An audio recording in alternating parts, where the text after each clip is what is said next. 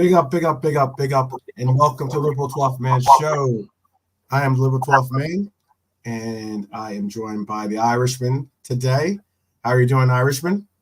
Very well, very well. Thank you. Good, good, good. And we're going for a little bit of, you know how it is with us Reds. You know, you'll never walk alone. Should be the mentality that we always hold. So we're gonna go for a little walk around the league, around the world, you know, and be very, as always, be very inclusive to all of our brethren out there. We're also joined by JK. I'm gonna bring JK in right now. Big up, JK. How are you doing? Big up, bro. I'm cool, bro. How you doing? Good, good, good, man. You know, so it's hump day in America, as we call it, Wednesday. Oh, nice. We got a full crew. Let me bring in Lee as well. Got the whole crew now. Yeah, Evening, Brian. Bring in Lee. Big up, Lee. How you doing? Good. Good, Oh, good. easy, Lee. You there? Yeah. He's there, yeah. Big up, Richard. How you doing, Richard? Oh man, I appreciate those are kind words. Those are very kind words. Certainly, yes. So today we're going to be doing, like I said, a little bit of a walk around the league. You know, information or different news from all the corners of the globe here, somewhat when it comes to Premier League and especially about Liverpool news in itself. I'm gonna bring up the banner here with our topics for today. Because I think, you know, obviously, since we are a Liverpool centric station or channel, we might as well talk about some of this news that's been reported about Newcastle are advancing on a deal to sign James Trafford from Burnley. So I'm saying that because, you know what, because originally I had centered in on the fact of I think Kelleher deserves first team minutes. Obviously, I don't believe he deserves them over Alisson here at Liverpool, but I definitely believe that he can be a starting keeper somewhere in the Prem, if not outside the Prem. And I'm already, getting my mind set upon, okay, we definitely need a backup keeper, especially with Alisson's, history of injuries. So Trafford, I was cool on that being possibly the backup that we pursue. Apparently, they have Newcastle have an agreement with the goalkeeper on personal terms, and they are working on a new bid in excess of 15 million after their first proposal was rejected. So they originally came in with a proposal, it got rejected. This is all being reported by Fabrizio Romano, but it is reported that Trafford has already said yes to the move. This is actually interesting too, because I put keeper drama in that little bit of the portion, because we're also on a case where Adrian has reportedly turned down an extension with LFC and is possibly looking to return to Spain and join Real Betis. So I'm gonna play. If I was him now at his age as a goalkeeper, I'd want to play. So I would leave to play. Mm-hmm. Yeah, I get that. I get that too. I totally get that. I was like, is that your feelings, JK? Oh, I don't know, JK there. Make sure. Bueller. Freddie. You there, JK? With Adrian, he's had his stint of being at Liverpool now and not playing and being very much somebody in the background. And before his career is over, I think the man would like to actually stop shots again. So it makes sense, and it would make sense, and I hope it happens. Yeah. Okay. Well, let's make sure too. JK, you're there, right? Just make sure. Yeah. Okay. Okay. So, what are your thoughts then? Do you like, as in with the Trafford news, with the Adrian news? I mean, we need a backup keeper. Let's just be honest. Yeah. I'm hoping that Alisson has no injuries. Obviously, I would like to see him go throughout the entire upcoming upcoming campaign. I'll even knock on wood there for you, you know. But what we do have to, I'm always that, you know, expect the best, prepare for the worst. That's my mentality, okay? And we have to always be prepared for something when it comes to the situation with our keeper, because let's be honest, without Kelleher, we would have not only not had a League Cup, we wouldn't have even been in the running for the league, and we would have fallen off from league from pursuits. So what are your thoughts on that then? For me, I like the guy from Burnley, Trafford. I think good little goalkeeper, you know. For me, he would have been a perfect second choice, but I think he's sort of at that stage where he wants to be first choice. Hence why I was thinking he wouldn't be happy coming to Liverpool and being on the bench if Alisson's fit. So for me, that was a no-go. It all depends on Kelleher if he wants to stay or go, you know. Is he happy? Look how many games he played last season. He played more than Alisson, you know. So for me, Kelleher just got to make that right decision. Does he just bite his tongue and just wait 2 years or so until Alisson leaves to become number one, or does he go to Wolverhampton, Crystal Palace, or someone like that? You know, to that sort of level of team. Also with the Adrian thing, we're just paying him to keep fit. You know, that's what it seems like. You know what I'm saying? Guys got six-pack, we're paying him to do that. But at the end of the day, he could have got a game last season. In between all the mess that we had, he could have probably got a game. You know, they should have just played him in one game. You know, it was a bit of a. It's funny, like no one really moans about him, but everyone's going mad about Thiago getting paid that much money, and but at least Thiago did something for Liverpool in certain ways, you know. But the Adrian thing, his third choice goalkeeper is on 60 grand a week. So I mean, put yourself in Adrian's shoes.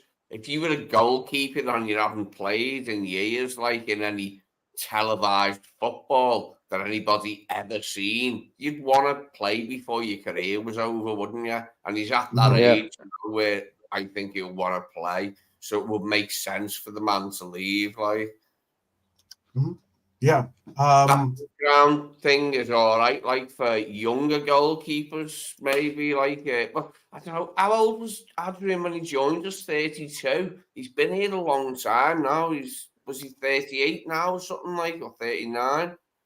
And he was like, getting on now. Because I remember him. Yeah, he was in West Ham. He was in West Ham.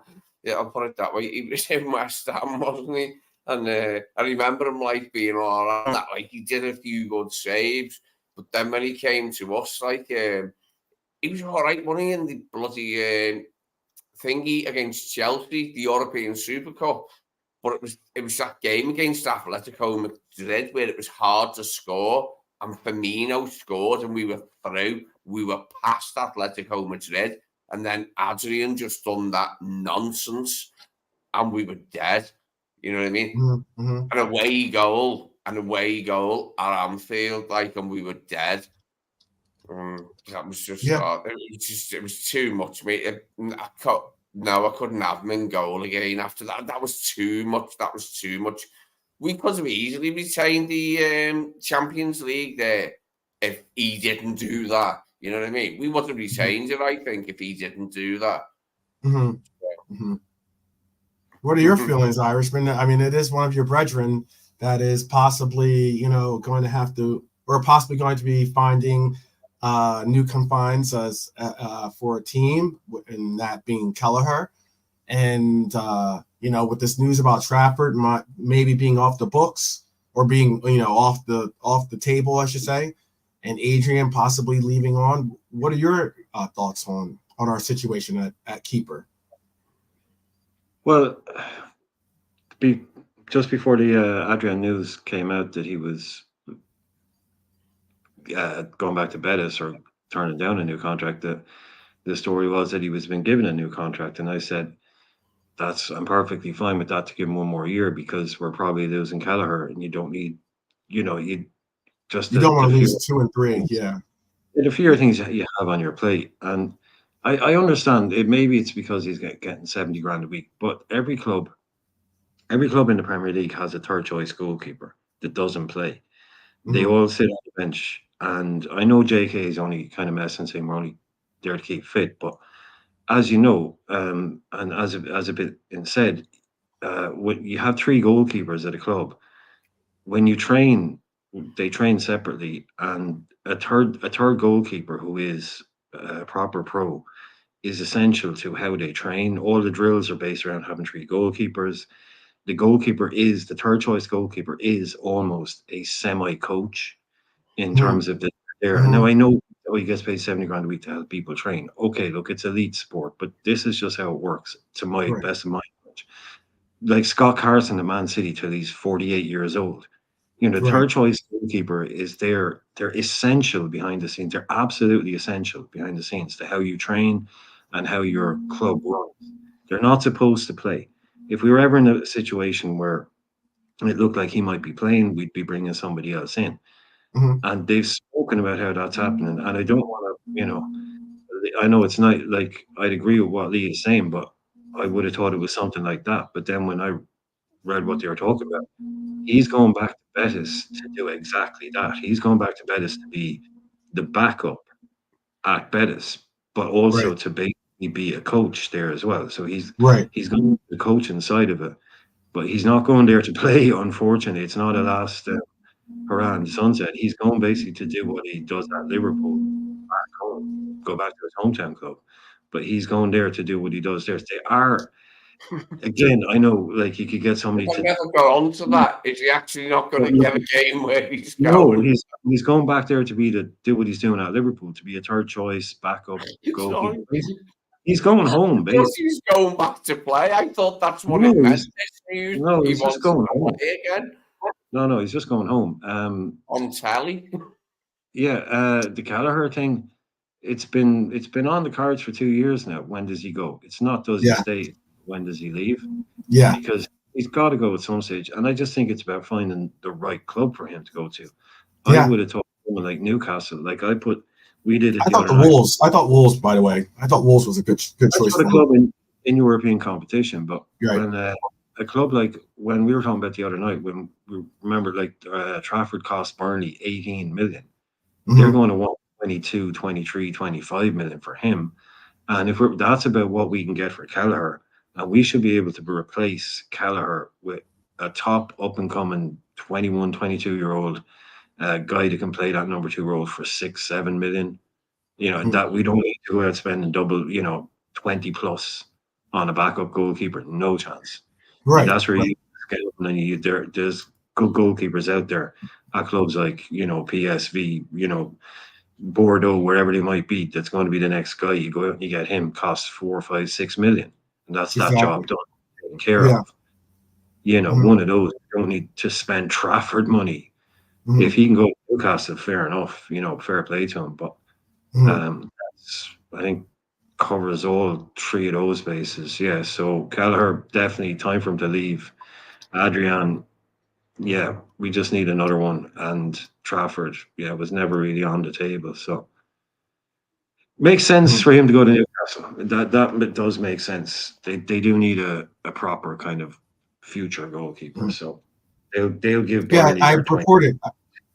I did report yesterday. I think it was yesterday that I reported or was brought this up in the sense of it's not Beto, it's Bento Matthias, who's Atletico Paranaense Academy. He was like. Let's just keep it real. He was the senior side in 2020. He was their 5th choice in 2020 at least, but is now their primary stopper in 2022. But he is a name that has been brought up as being, what Daryl was saying, is a name that's possible. I think that's starting to sound like more likely of a replacement, to be honest with you. I mean, considering that, how we like to do it, considering he's Brazilian, considering that it's going to be around the number that we're looking for in a backup keeper, being around 15 million, around 17 million pounds, I think is what the number is is probably like the top number that we're probably going to be willing to spend on a backup keeper. So so yeah, it's one of those cases where I've seen a lot of these. I definitely wouldn't have mind James Trafford as a option, considering he was a former City keeper. Obviously, he helped Burnley get back up to the Premier League. He's a decent keeper, and he wants first team minutes. But all the same, I just don't. It's very interesting if he ends up going to Newcastle. Wait, hold on, 1 second. If he goes to Newcastle, I'll give it to you in a second. If he does go to Newcastle, I really don't see Trafford being their number one keeper either, to tell you the truth. But that's just my personal opinion on Newcastle situation. What are you going to say, Lee, again? Yeah, Newcastle gave up a lot of chances last year. They were extremely poor. So any goalkeeper going there's got his work cut out, on last season's evidence. I thought our defence was shit last season, but Newcastle's was another story, wasn't it? Yeah, Daryl. I think Pope could be the number one for them for sure. He won't. You don't think? You don't? Pope can't play football. He is real old school. That's what they say about him. He would, if it was the 1990s and it was. Oh, he's more of like, again, he's not a good. He can't play the ball. His feet type. Can't play ball. No, he cannot play out from the back, and he can't play under pressure, which is why he didn't. He look at what happened to him when he played for England. That's why they said he's like a real old school throwback keeper, brilliant shot stopper.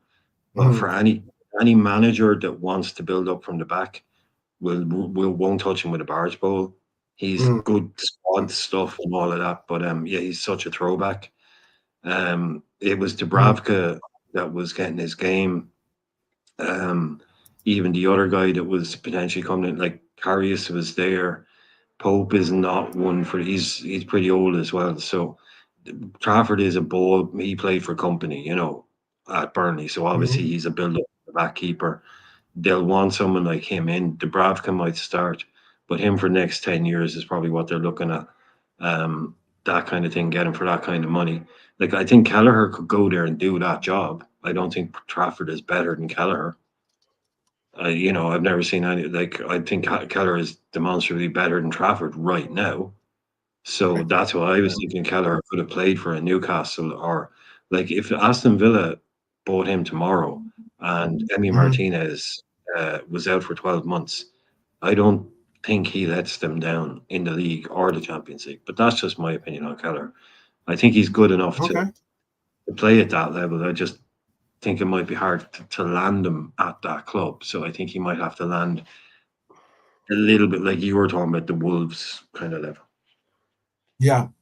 There is some reports too. Before we move on to the next topic, there are some reports about the fact that Liverpool did make an offer to Real Madrid. I don't know if anyone's heard this news or not, but we've made an offer to obtain the services of Rodrigo, but Real Madrid turned down the offer. Their offer was reported to be over 100 million pounds sterling, and now the side basically has it wasn't, and Rodrigo is not necessarily against it or whatever, but and you get anyone and everyone can say what they want, like as in you can say if you have agendas or narratives that you want to push, I got you. We got a source. But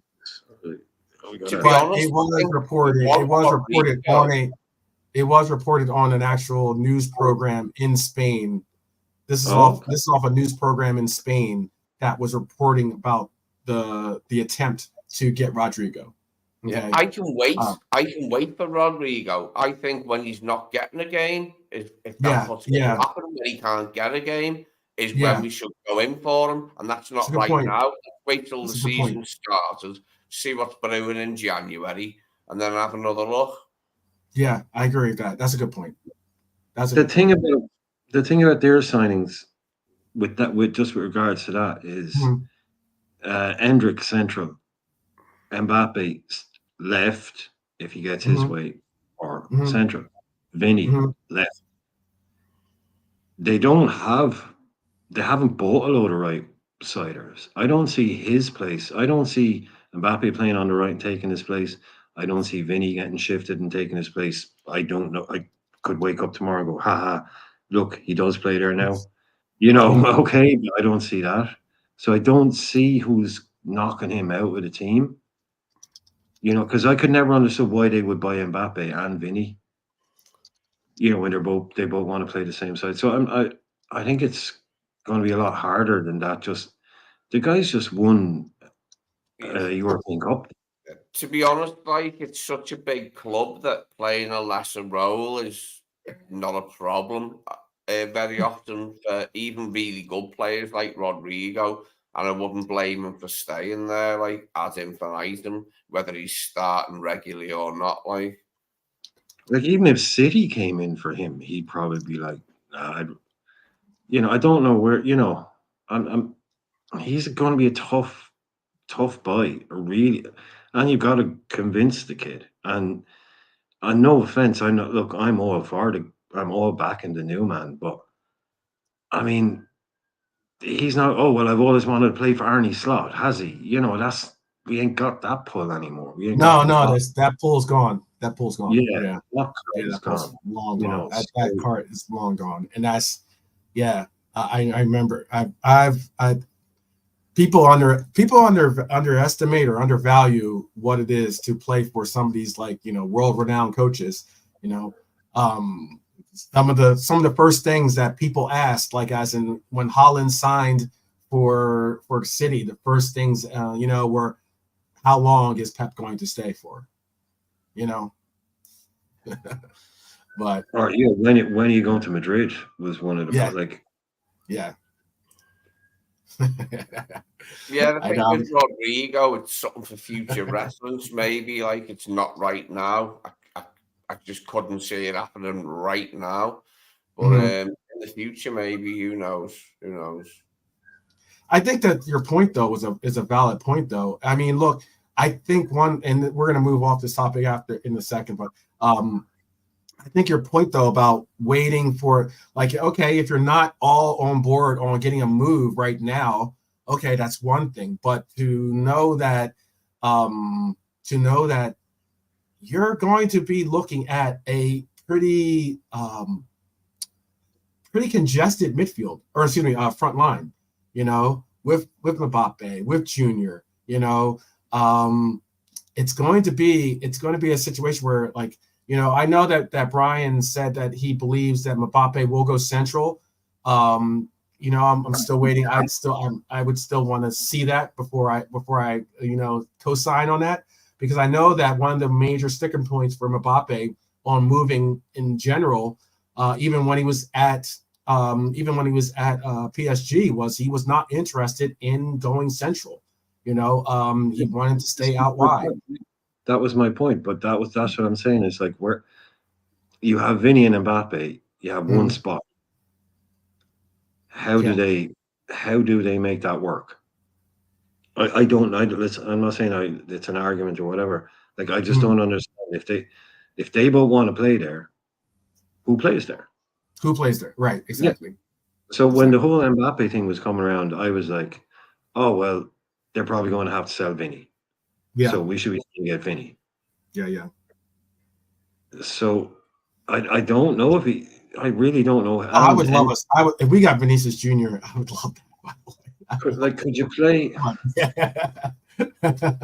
But there's got to be someone. There's only so many chefs you can have in the kitchen, basically, and their kitchen is getting very full. Let's move on to this next topic, because speaking of the kitchen being very full, apparently, after the comments that we played yesterday about how the noble city are fighting the tyranny of the majority, Well, apparently Villa wants to take on the Robin Hood status as with them and take on the Premier League. They want to take on the Premier League as well. They want to.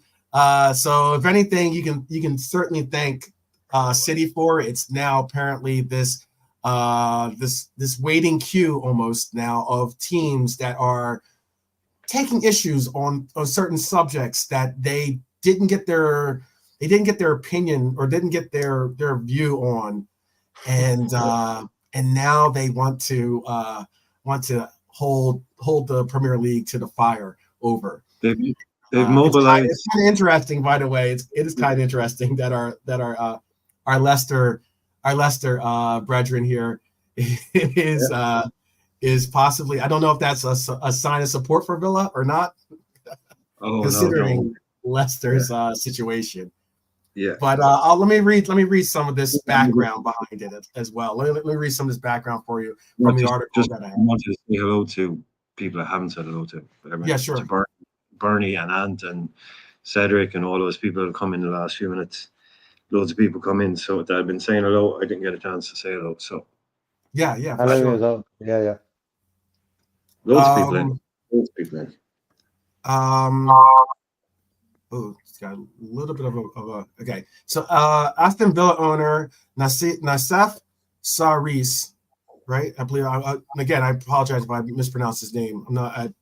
I want to definitely. You know how I do my best to try to pronounce people's names correctly. But the Aston Villa owner says he is considering taking legal action against the Premier League's profit and sustainability rules. In an interview with Financial Times, Saris, Egypt's richest man, said the regulations, which place a limit on the amount clubs are able to lose across a 3-year period, does not make sense, unquote. And he says, are not good for football. He says Villa had a proposal to raise the maximum permitted losses. That's not revenue.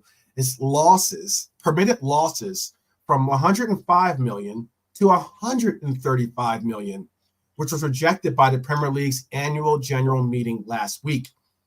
He called PSR anti-competitive. He said he was seeking advice over the prospect of taking legal action against them. Some of these rules have actually, this is a quote, some of these rules have actually resulted in cementing the status quo more than creating upward mobility and fluidity in the sport. The rules do not make any sense and are not good for football. Managing a sports team has become more like being a treasurer or a bean counter rather than looking at what your team needs. It's more about creating paper profits, not real profits. It's become a financial game, not a sporting game. Those are all quotes by him. What's unique about this too, and this is a knock that I will go up against the Premier League, at least, because the Premier League did have a statement in response, and they said clubs agreed to trial an alternative league-wide financial system next season, not this season, next season. So PSR will apply to clubs this season and all of the regulations and such that are going on currently. But the existing PSR will remain in place, like I said, but clubs will trial squad costs rules. Okay, so now it's going to be called SCR and top bottom anchoring rules in shadow. So let me just say this right now real quick. Yeah. Premier League, you need to just pick a name and just run with it. Just call it this. If it's not FFP, who cares? Just call it FFP Part 2. Who cares? But the sheer fact that now you're going to have to not only know what PSR is, because FFP doesn't apply anymore. Now there's PSR. Next year, there'll be SCR, which is squad cost rules. And you'll have to know what TBA is, which is top to bottom anchoring. That sounds like something else. But anyway, pause. And, like, it's one of those things where you're just like, I vote that we do away with acronyms. And just call it cheating in big red letters against a white background, and it pulses every time you look at it. Yeah, it's one of those things. Go ahead, JK.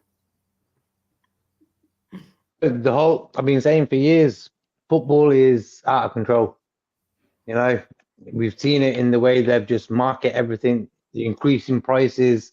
It all adds up to the same mill, you know. And these guys ain't going to stop. It's going to get worse, you know. And half the things we don't even know what goes on behind the scenes. And I tell you the truth, most of the fans are not really bothered. They're just bothered about what happens on the pitch. Yeah, so, absolutely. And also, I think a lot of clubs will get in trouble because when you look at Everton, for example, their fan base thinks they want to be up there with Liverpool. It's like what City was like with Manchester United, you know. So what did City do? They spent big to get there. And what Everton tried to do over the years, they tried to do the same. So that's just to keep up. Clubs have to spend big, and they might get in trouble for it as well. Big up, Total Football. Big up to you. Big up to Philip, by the way, joining us. Big up, big up. As we all said hello to Ant, by the way, earlier.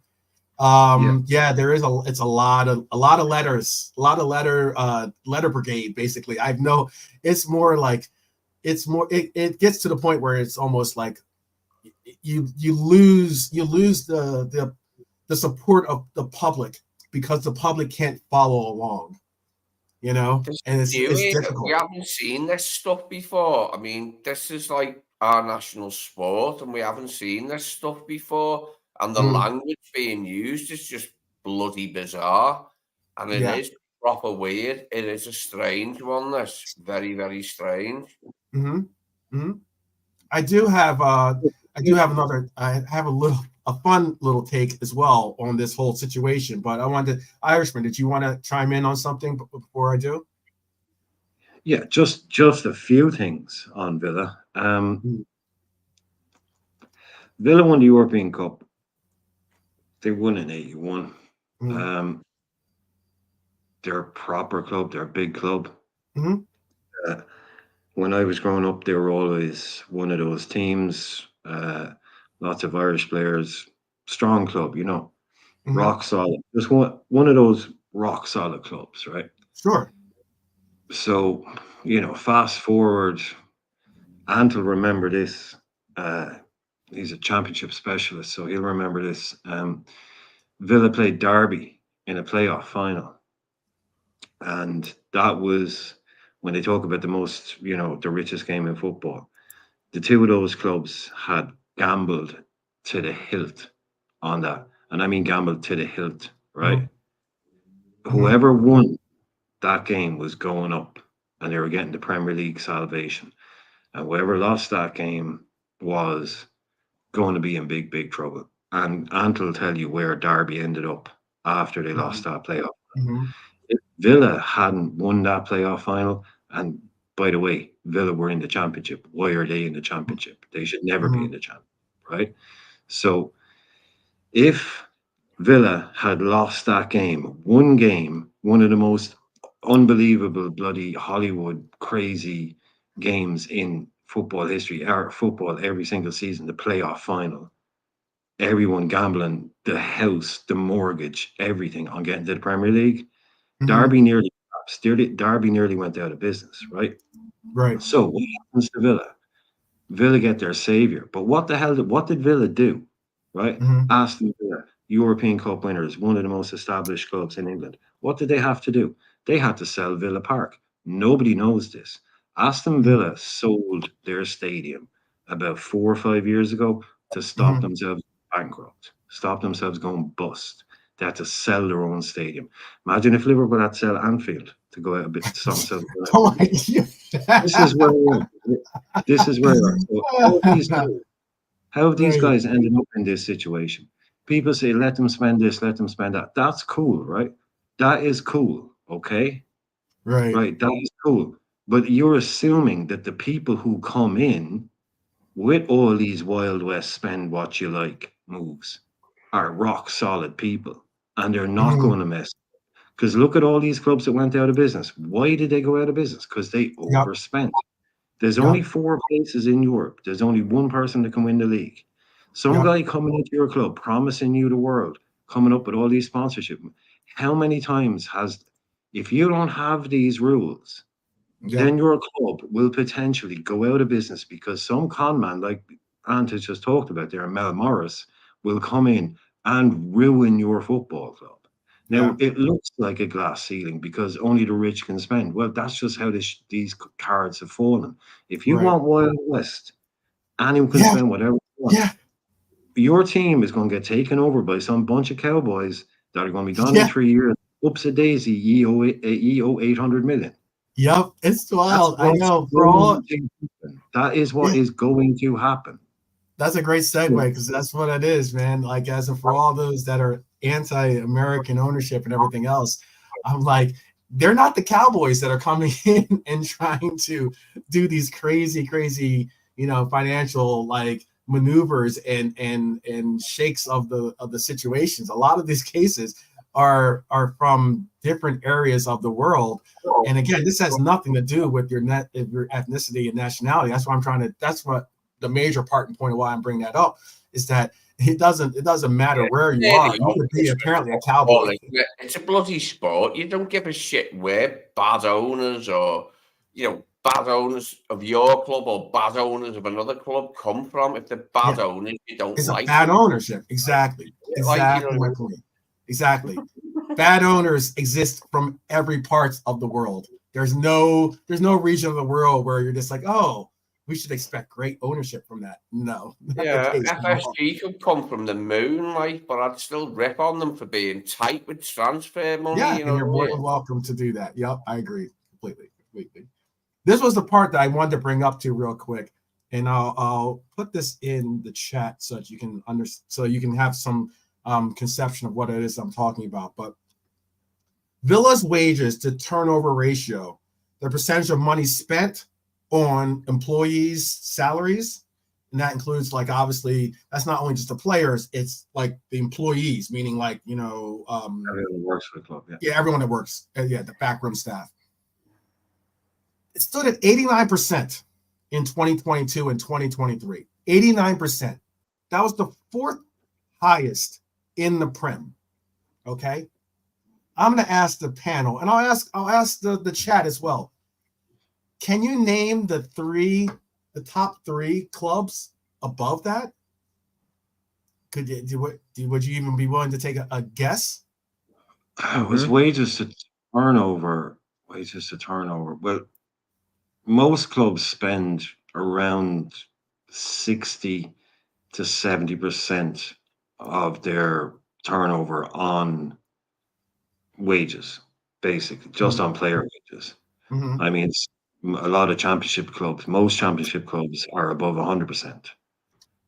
That's how crazy the championship is. They literally spend more money than they earn just on player wages. But you've got some slightly better ones. So to turnover, and that's difficult in the Premier League. So who's paying higher wages? Who's higher? Who's hired? Lee, do you have a guess? JK, do you have a guess? Tell me in the chat if you guys can figure it out, because it's very interesting. It's very interesting. I'd go with Chelsea. I'd go with Chelsea, Newcastle, and Manchester United. Okay, those are three very, very good guesses. Do you want to take it? Do you want to take a guess, Lee? I'll offer Lee and JK to guess too. And again, this is open to the chat. If you guys are willing to, there's no I don't have any prizes per se. You could be the trivia, or I guess the trivia guru of this episode. But I feel I must confess that my attention wandered for a second there, and I was reading that question, so I'm not actually sure what I'm being asked. Just who do you think? So Villa was fourth in highest turnover. Who do you think is the three teams, the three clubs that are higher, that have a higher turnover than turnover to wages? Yes. And back in who's that other one? Tottenham. Okay, JK, you want to give a stab at this? Man United, Chelsea, City. you know what's very interesting about this, and this is why I thought it was interesting. Not including Liverpool, you mean? Like, not including Yeah, Liverpool. you could have said Liverpool if you wanted there. You could have put Liverpool in there if you wanted to.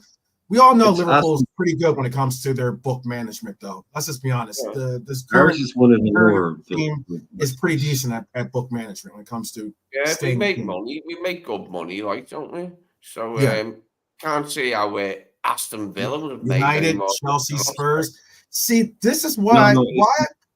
Just a sec. Go ahead. Lee, it's not highest turnover. It's ratio of turnover to wages. Right. It's not just the teams that have made more than Villa. It's the teams that have, the turnover to wages ratio. Some clubs spend 100% of their turnover on wages. It's which three have done, not which three clubs have earned more than Villa. It's which three are higher in the, what way was it worded? Revenue to wages ratio. Was it? Right. So what they bring in. Yes. Right. Exactly. Just on wages, not transfer fees. So the reason why I've never really thought of that one that much, to be honest. Like, right, it's a niche question, and this is why I'm bringing this up too. By the way, guys, and ladies of the chat too. The reason why I'm bringing this up is because the answer is pretty simplistic. It's Leicester, Forest, and Everton, and it's like. And it's no shocker that all three of those teams have been sanctioned because they're spending more than they should. And they wouldn't stop if there was no barrier, no guardrail to make them stop. Do you know who else should never come out of this without getting bloody shot? It's Chelsea, for the way they've inflated the transfer market. Ripped off FFP rules nakedly, like with malice of forethought before fucking Man City ever thought of it. You know what I mean? Chelsea as well. Nasty club. Club. Yeah, no, and don't get twisted. I'd love the answers in the chat. The answers that you guys provided are all like the natural answers I would expect. Newcastle, of course, or maybe even obviously Chelsea. But I mean, like even United, who's extremely cash strapped as it is, so with their ways, despite having quote unquote having the fourth richest ownership group in the Prem right now, with Ineos involved with them. It's one of those places though. Why I brought that up is because I get that there are clubs like Villa saying, "Oh no, we should have a higher number to be allowed to lose money on." But we've seen clubs have to almost shut their doors over like 15 million in debt, sometimes like 20 million in debt, and we're talking about being 100 some odd millions in debt, and you're going to say, "Oh yeah, there's stability in that." No, there's no stability in that. And that's what they're trying to provide. But yet you have clubs like your cities, like now your Villas, that are saying, "You know what? Let us handle it. Let us be our own judges of how much we want to spend and how much we can spend. And you just have to trust us." It's something that's a concern, man. And now this whole thing about like the tyranny of the majority BS from City, and now Villa trying to take, possibly taking their taking suit of like following suit from City to possibly sue the Prem. I don't want to be in a position where we're dealing with lawsuits and the stability of the league, rather than just concentrating on the football part of it. That's the part that sucks. When did this guy buy Villa? I've never heard of him before. This is a new one on me. When did Villa get bought? Well, it's him, and he bought it with an American guy. Is it Bevins or Bevins or Bevins or something like that? They're co-owners. That's about 6 years ago, maybe. Mm-hmm. 6 seems like around that, maybe. Well, Villa But have then got on Champions paper, League now, haven't they? on Like, paper sort of things look going off his head or something like, innit? Because he but it's thinks. like Burnley. Burnley have part American ownership as well, and I think also part maybe North or something like that. But the on paper, if you take out the nation states, the Mhm. guys that are at Burnley and the guys that are at Villa are pretty much up there money wise. They have serious money. Basically, their net worth type numbers just on paper. You know, yeah, the guys at Burnley, the guys at Villa. So there's incredibly wealthy people out there trying to take over clubs and trying to break into this, you know, Champions League kind of pot of gold or whatever it might be or whatever they see. But again, like only four teams can qualify. Only this, Right. and like I said before, like the likes of Burnley and Villa, and like even and Leicester and Wolves and all that.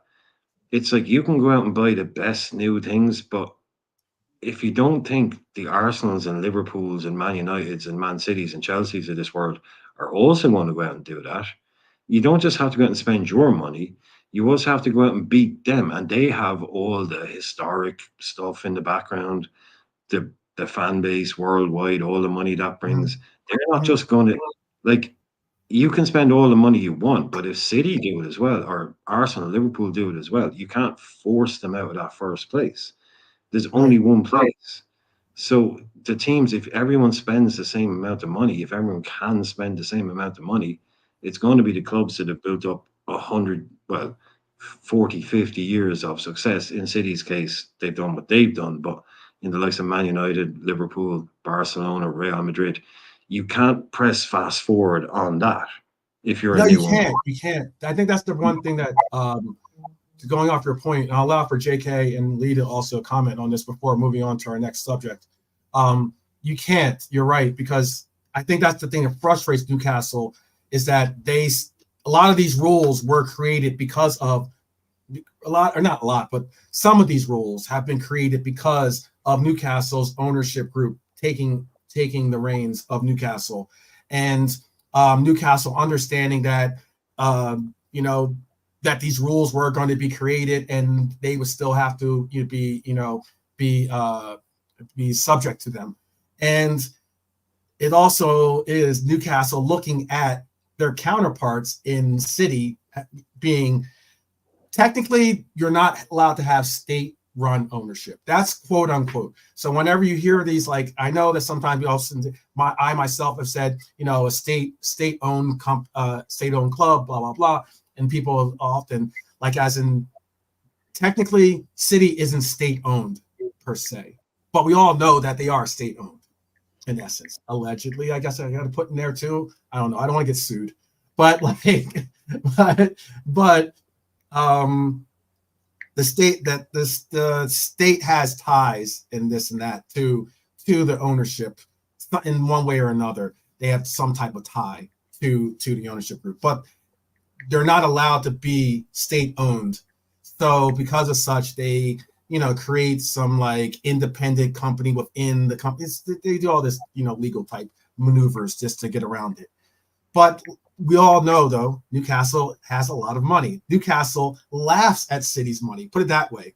Like Newcastle would be like, Newcastle doesn't. The group that owns Newcastle is extremely wealthy, and I mean they might have wealth starting with a T, like as in like trillion type style concepts. So when it comes to what we're dealing with a lot of these situations with these new companies and such, They signed up for the rules as well. Don't forget this. They signed yeah, up for. yeah, and that's the part and point that I'm really failing to understand is that you signed up, and this is why again, and I will give credit to Newcastle in that they're not a part of the suit. They didn't join. They're not the group that joined and is backing. Reportedly, isn't the group that's backing City in this APT, another acronym once again. And they're not the part of that court case that's going on now, but it's the sheer fact of like they rather cause chaos and create and just take an axe to the foundation of this league, and then sit there and say, but we're doing it for you. We're doing it for you. That's bewildering to me. And that's why, again, when I see some of these city fans taking up that effort to, basically, parrot a lot of the talking points that they put out there, I'm just like, no, man, I'm not down with it. Like this level of surrealism is hitherto never unseen in England regarding all this money shit, like, and all this bloody, but like suing you for saying you're cheating and you've got money. It's getting really, really weird. Like, it is getting really, really weird. That's where I put it. And I'm a bit worried, like, about what the future actually is in the next few years. Like, if things go badly in court, I'm very worried actually about what the future is. The future. We don't even know. Look, PSR is just for this year. Next year is a whole nother thing. As I was mentioning earlier, it's a whole other thing that we'll have to understand or at least attempt to try to understand with the new rules. It looks like Germany, but it's not like a cheating thing in Germany. It's just Bayern Munich always win the league. You know what I mean? The future looks that way, doesn't it? Like, if things are unresolved in a satisfactory manner. Yeah. No, and I get it too. And to Ant's point, by the way, he's saying only business in the world that you can be punished for trying to invest into your company. That's not necessarily true, but I get what your point is trying to say, in that, like, a lot of the reasons why these guardrails have been set up is because again, I don't have a problem with you wanting to invest in your own company or invest in your own business. That's obvious. But if you're going to have a stable playing field for you to have an actual league where everyone can kind of like feel as though they have an opportunity to see their team lift a trophy because they don't necessarily have the same ownership group as you do, that's the reason why these things exist.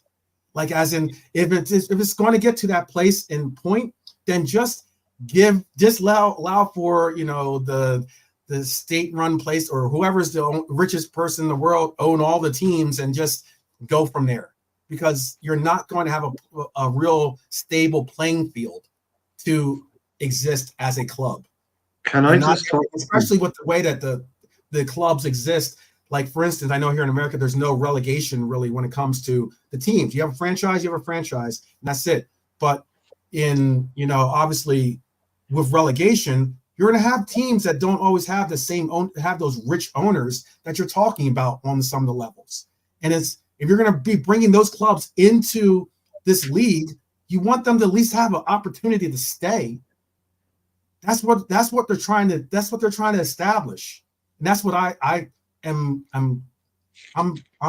game for. At least I can at least stand behind that, and understanding that with the teams that come in and out of the league, then I want to see competition exist. And if I'm alone on that, then I guess I'll be alone on that one. Can I speak just briefly to Ant? Yes. I know.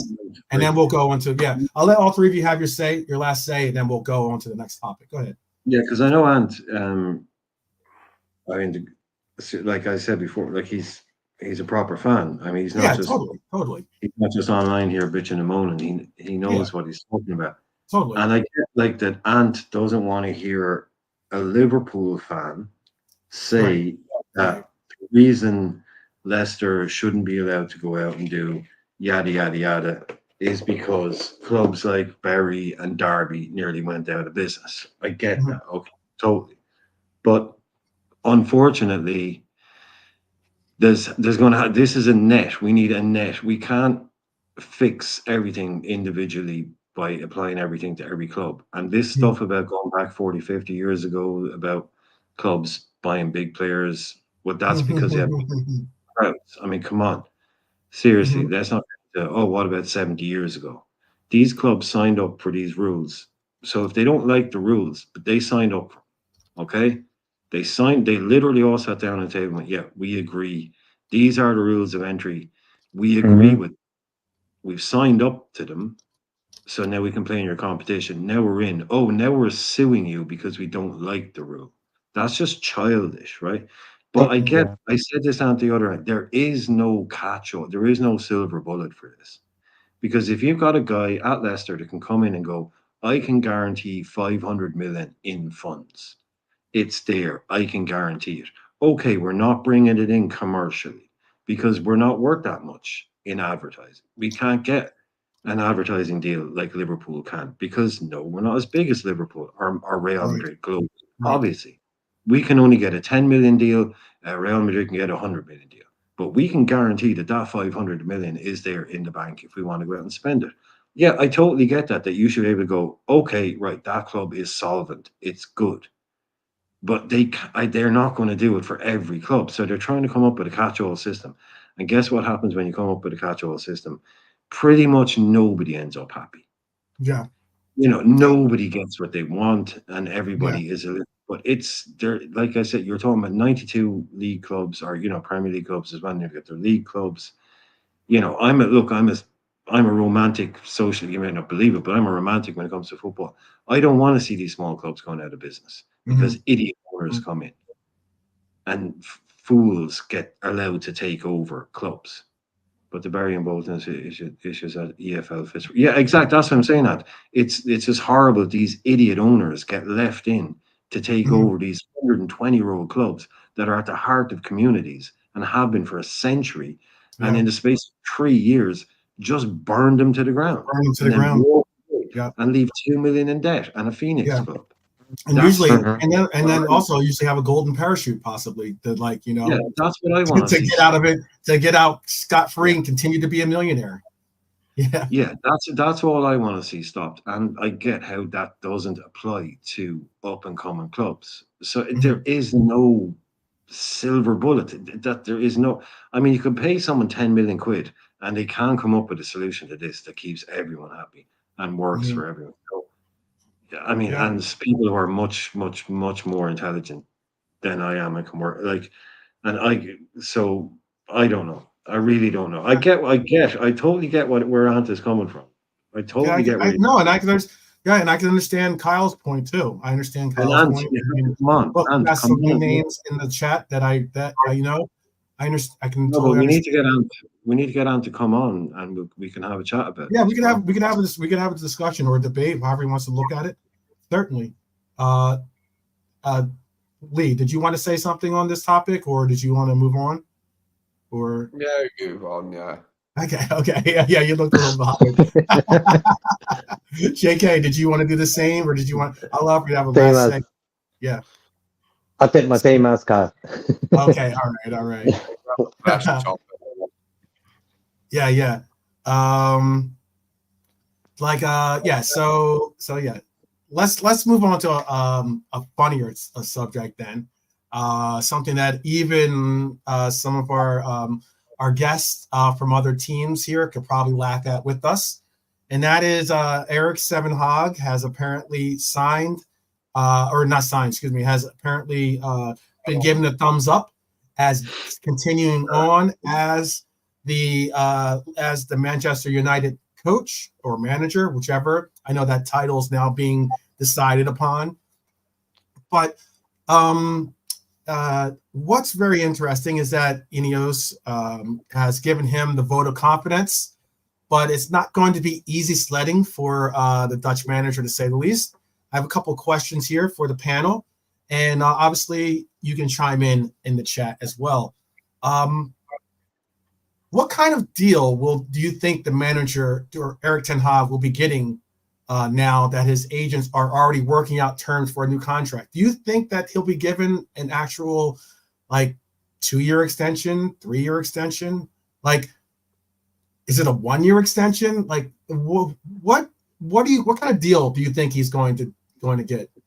Now, I'll start with JK, then go to Lee, then go to the Irishman. So JK, we'll start with you. What kind of deal do you think Erik ten Hag, or as I like to call Eric Seven Hogg, has gotten? What do you think he deserves? They won the FA Cup last year, and they didn't get Champions League football though. For me, United are in a mess. Look at the way they waste money. They got And I Europa. think, They did get Europa. okay, they got Europa. But I Yes. feel when he walked into the club, he spent a lot of time with the Ronaldo topic, for example. He had so much mess to clear up that he couldn't really concentrate on the pitch things. You know, he had Sancho, he had Ronaldo, for example. He had them two headaches. Both ain't in the club no more, so he sort of sorted that out. Do the guys want to play for him? Yes. That's the thing. You know, that's the main thing. Do they want to play for him? And it's sort of United. Like, we couldn't beat United last season. We couldn't beat them. Yeah. So they went up when they played us. They sort of shifted up the gears to play against us. So they got it in him to play on the day a good game, you know.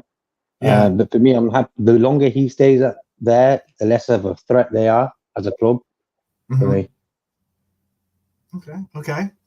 I'll make sure. I'm not sure if Lee is with. I think Lee is doing something right now, so I'll come back to Lee just in case. Irishman, what are your feelings?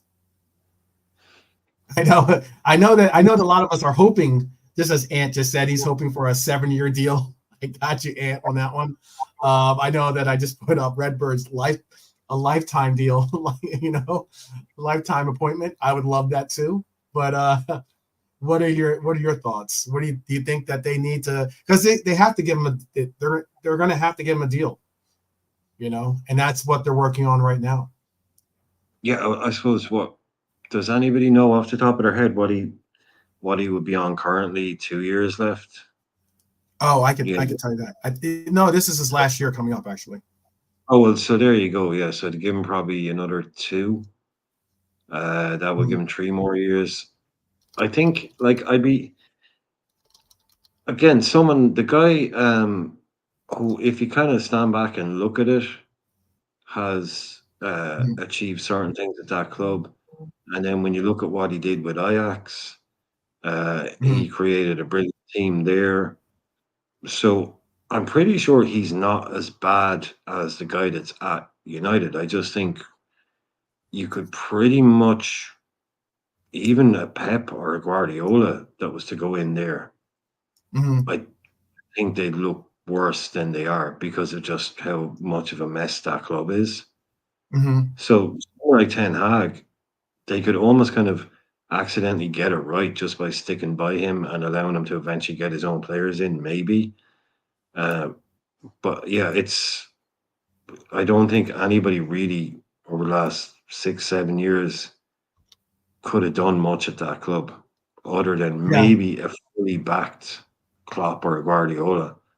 But it's being reported. It is being reported, Brian, too, that I put the report in the chat, but it's being reported that a deal for another. So his deal ends at the end of June 30th, 2025. Yeah.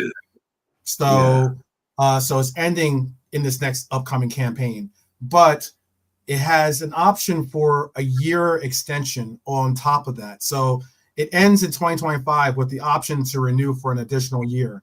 What is being reported is that they're going to tack another 2 years on that. So they're going to say, we're going to pick up the option and then we're going to tack on another 2 years to give you basically next year and 2, which ends up being 3 years in general. So if you want to look at it from the end of this summer or the beginning of this summer, he'll have a 3-year extension, basically.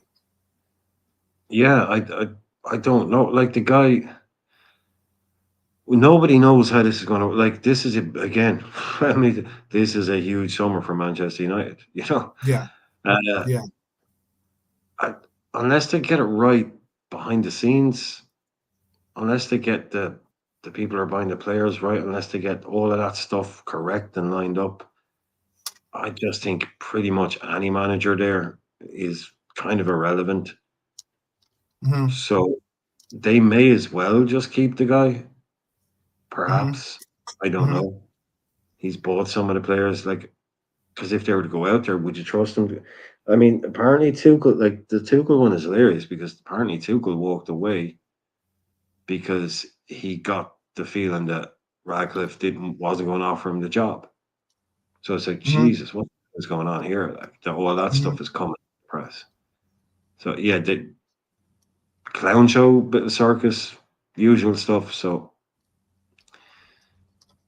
keep him. Yeah. I don't see it happening there. Yeah. Thanks, I definitely will say, and we will certainly get the Irishman to coordinate with you to certainly bring you on for one of these upcoming shows, so we could definitely have a conversation for certain. Thank you for joining us today, by the way. And also, that goes kind of into where I wanted to go with the next couple points. Then, again, Lee, you're back with us yet or no? I'm not certain. No? Okay, just making sure. What I was going to say is my next points are then what are the futures of some of these? I know they've got a bunch of players that are looking to leave, whether it's Varane or whether it's even Casemiro, who I don't think is necessarily looking to leave. I think he's happy with the with the money he's making. I'm sure he's happy to stay wherever he needs to stay, but I know that Sancho is still someone that, they got to figure out what's going to go on with his future.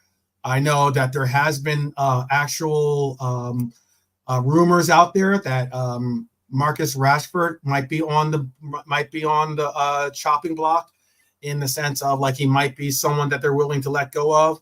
I know because Arsenal apparently was looking at pursuing his services. I know that Bruno is in a place now where he's actively bringing out his I wouldn't say dissatisfaction, maybe you could call it that, but he's certainly looking at it, bringing out there of wondering if he's really properly appreciated by Manchester United and whether his future is with United or not. This is their captain, of course.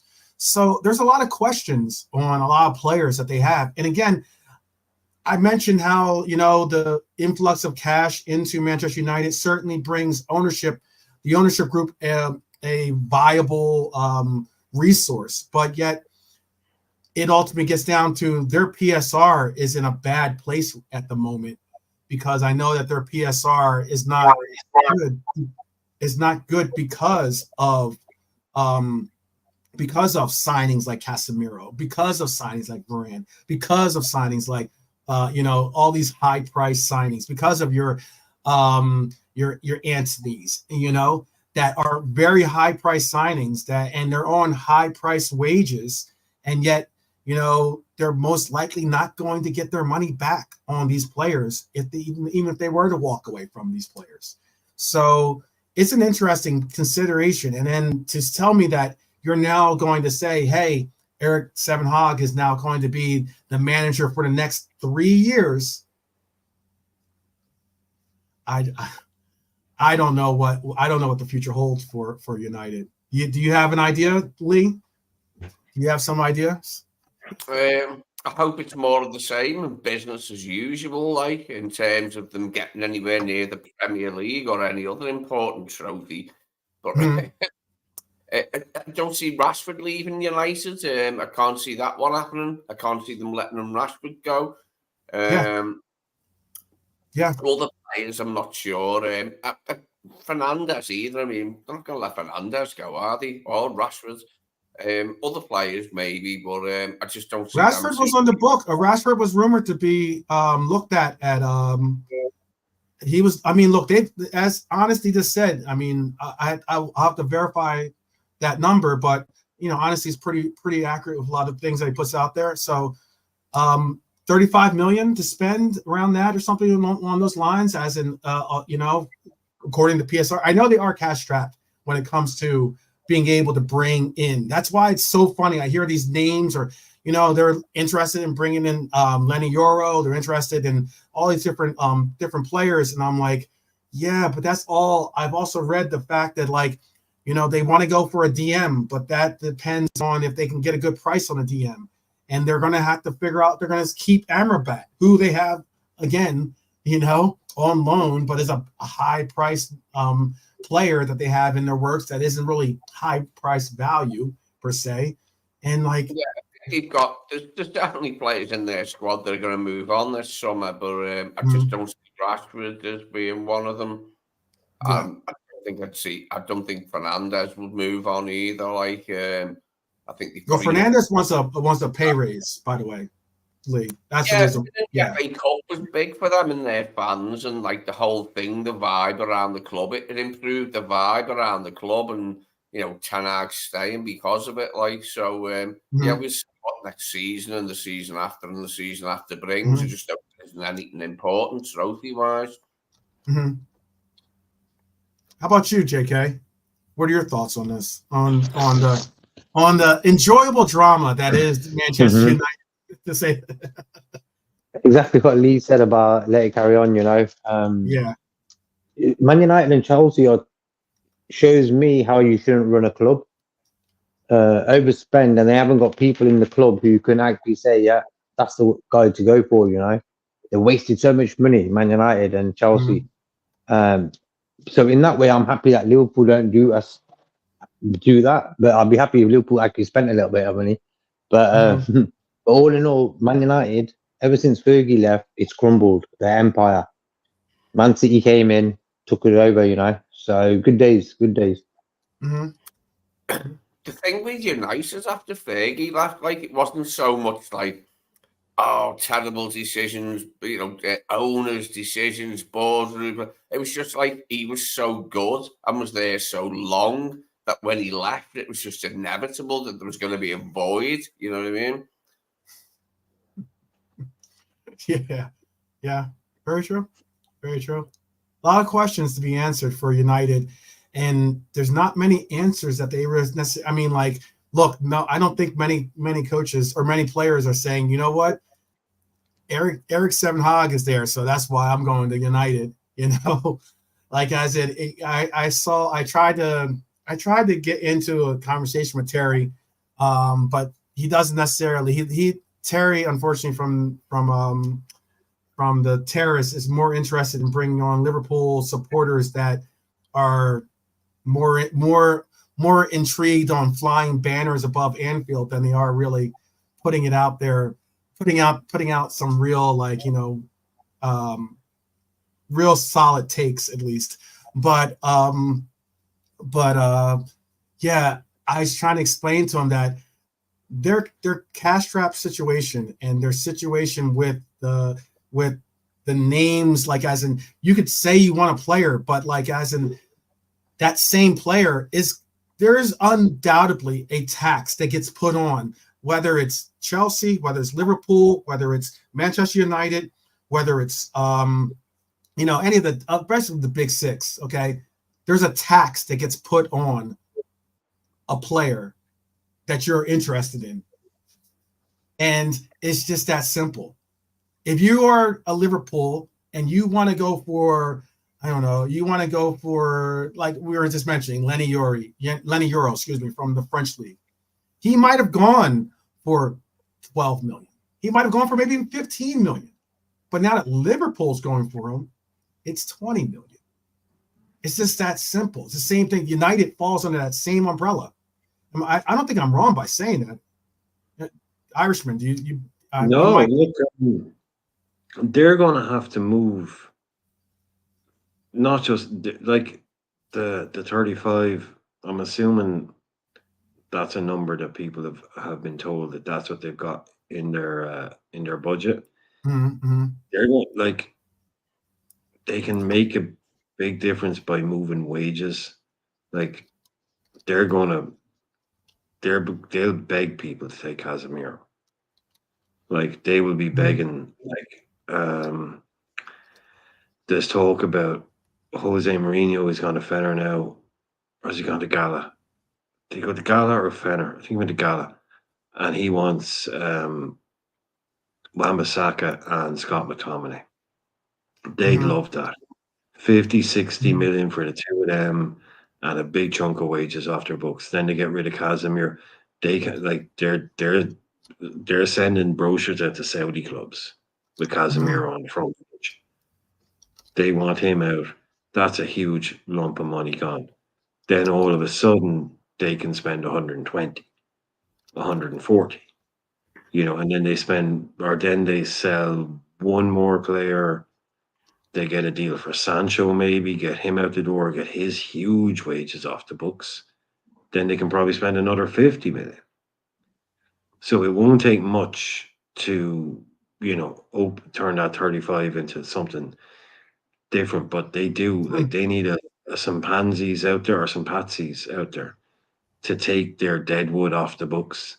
The Wan-Bissakas, the McTominays, the high-earning players. I think Varane is finished anyway. I think his contract is up. I'm not sure. But Casemiro, Sancho. Mm-hmm. They really need these big money players, or else they will be constricted to what they can do in the market. And they need pretty much everything. They need defenders. They need centre mids, especially if they lose Casemiro and McTominay. They need a proper striker. Højlund is still only a kid, £70 million, but he's still only 21. Mm-hmm. Rashford goes hot and cold.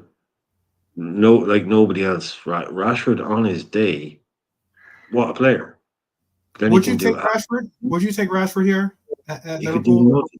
No, but I was going to say on his day, what a player! But he can do. Then he can just do nothing for 6 weeks. Yeah. He is so bad. He has purple patches, like you could say the least. Yeah. They're like the seasons, though.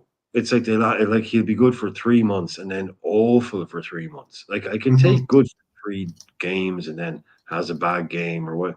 Well, this guy can go missing for entire, phases of the moon. You know what I mean? This is like no way would it go near. He's on like 300 grand a week there. Yeah, he's on huge money. Yeah, he makes huge money.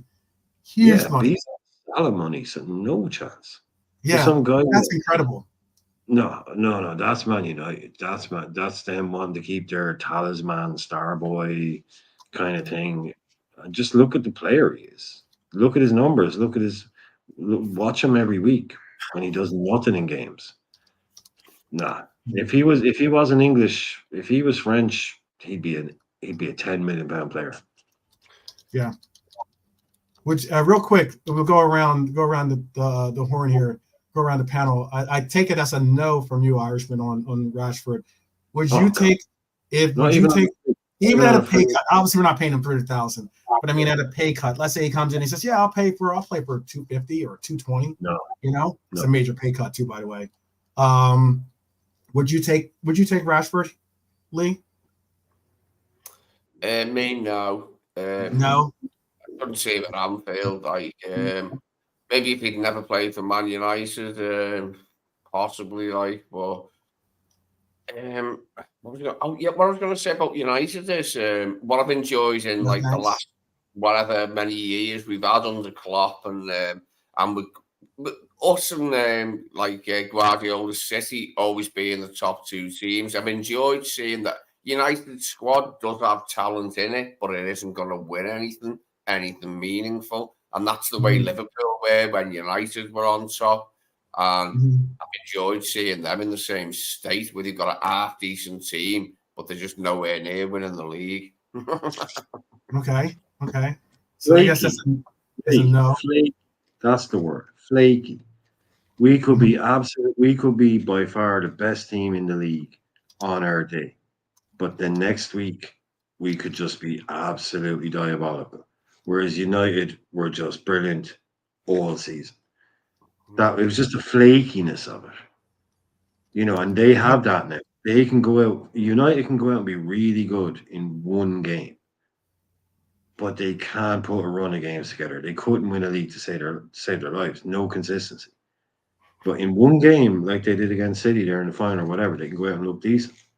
That's what Liverpool. Yeah. I agree.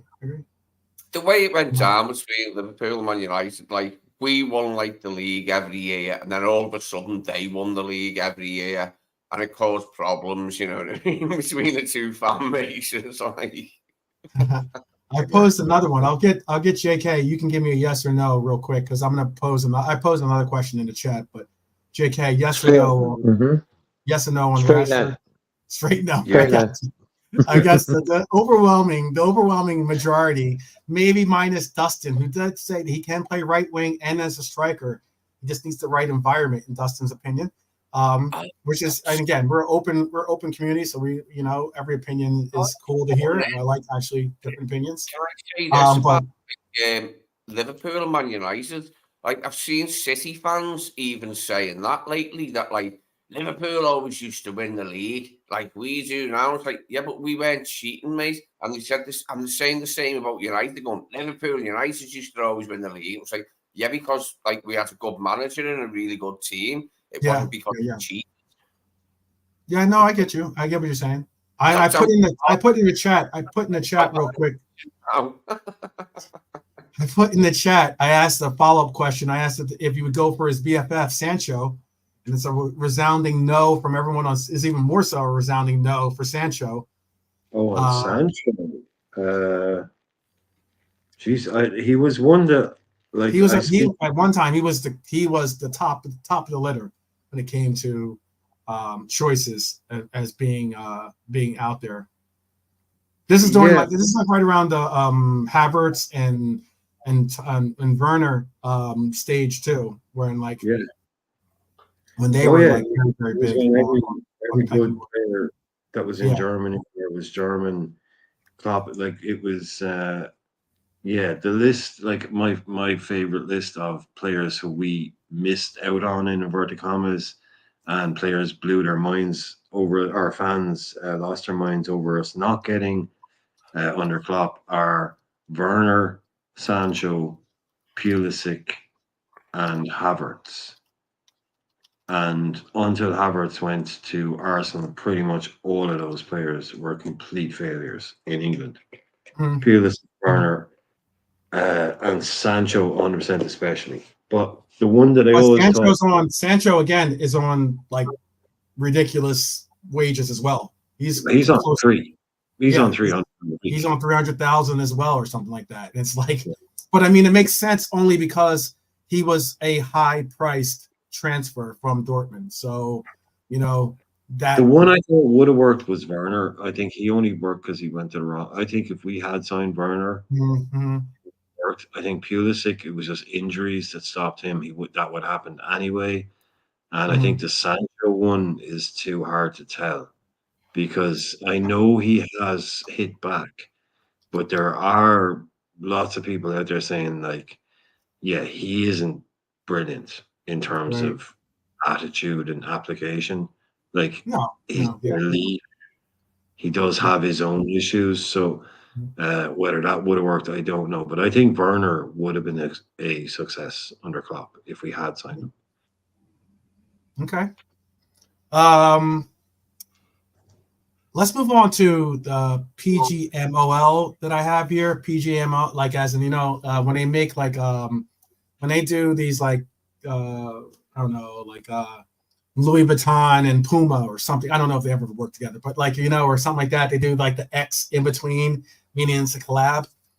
Apparently, the PGMOL has recognized that there needs to be change. There has to be an improvement on the quality of referees.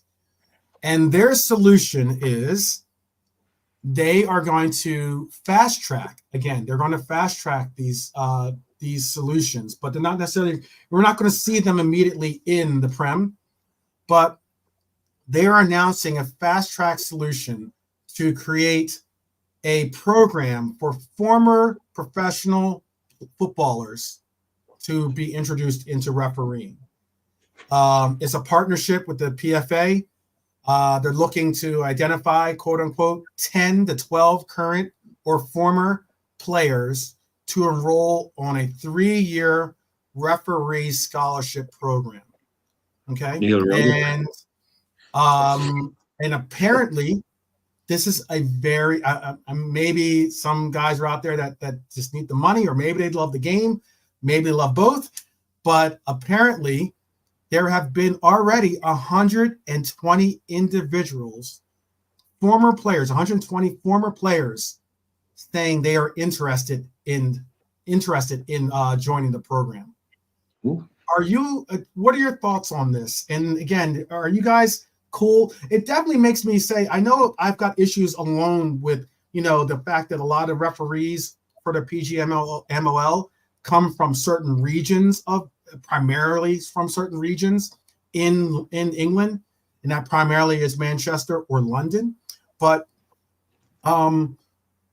it would be kind of interesting if you're going to involve former players, because then of course you're going to have the circumstances of being to say, oh well, I get that this referee is on our game today, but he's a former so and so fan, or he grew up playing for this club, so he's got allegiances to it. It might put that even more so into fold. But I want to hear your opinions. Do you think that this is a good idea? If not just on the field, possibly, and this is another portion of the article, if they don't get on the field, they're possibly going to move them into the VAR box and make the referees that are on the pitch stay on the pitch, and then have these referees be the referees that handle VAR. Would you be interested in that? We'll go again. We'll start with JK, then we'll go to Lee, then we'll go to the Irishman. JK? For me, Gary Neville, for example, is that guy who does that 3-year course. He can't referee the Liverpool Man United game. Mm-hmm. So for me, allegiance, the players will have sort of allegiances to the team they play for. It's a good idea in a way, but I just feel the bias is always going to be there.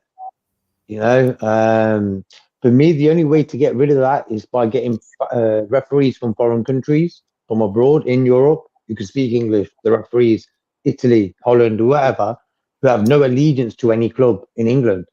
And for me, that's the way football should be. The rest from England should go and referee in Spain, and Spain referees come to England and do it. Why not? That'd be the one way to get rid of this allegiance sort of headache we've had. But one quick retort on that. They are people, and what if they don't want to go and live in Spain? Or what if a German doesn't want to? I mean, you can't actually force these people to go to bro. It's the way they do Champions League games, fly in, fly out. Yeah. If you can pay, if you're going to pay them to fly in, I mean, I just don't. I think some refs have gone up, but I mean, they probably get paid more in England than they do in Spain or Italy. I mean, they definitely get paid more. They get paid really well. They make let's not get it twisted. They make 6 figures here as referees. But these guys, I mean, these guys are but they're I think what we're talking about here is it's not like next season. I mean, look, I'm exaggerating for comedic effect here, but it's not like next season we're going to see Ryan Giggs refereeing in the Premier League. Mm-hmm. These are going to be, inverted commas, former professional footballers that you've never heard of. If they're willing to take on a job as a referee, these are going to be. That was in the article too, by the way. You're right about that. Yeah. Because it's not like being a referee isn't like sunshine and lollipops or something. Some fit guys who got injured at 21, or got released from a club. It's gonna be like Jordan Hughes or something. Yeah, he used to play for Brentford 5 years ago. Never got it's not going to be famous players. Oh, he's going to have. It's what these ex-pros like Dion Dublin and all them, they always go on comms and say, oh, they need to get I don't agree with this decision. They need to get ex-players in the VAR room. They need to get ex-players in the VAR room. Mm-hmm. Yeah, but Dion Dublin wouldn't do it for save his life. He's too busy making homes under the hammer and getting paid 50 grand a week or 50 be a Sky commentator.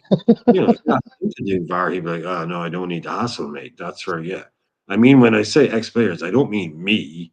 I mean someone else. So it'll be just some random guy.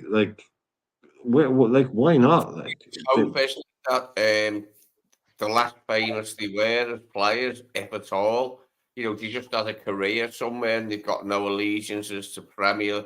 Say the referees in the Premier League, they're from the back of beyond, wherever. They've got no allegiances to any Premier League team, and whoever these supporters like, in the second National League or whatever they bloody call it now, the fourth division or something like, or non-league or something. But they love football, the big football men, but they're just not into like any Premier League teams. And then they ref Premier League.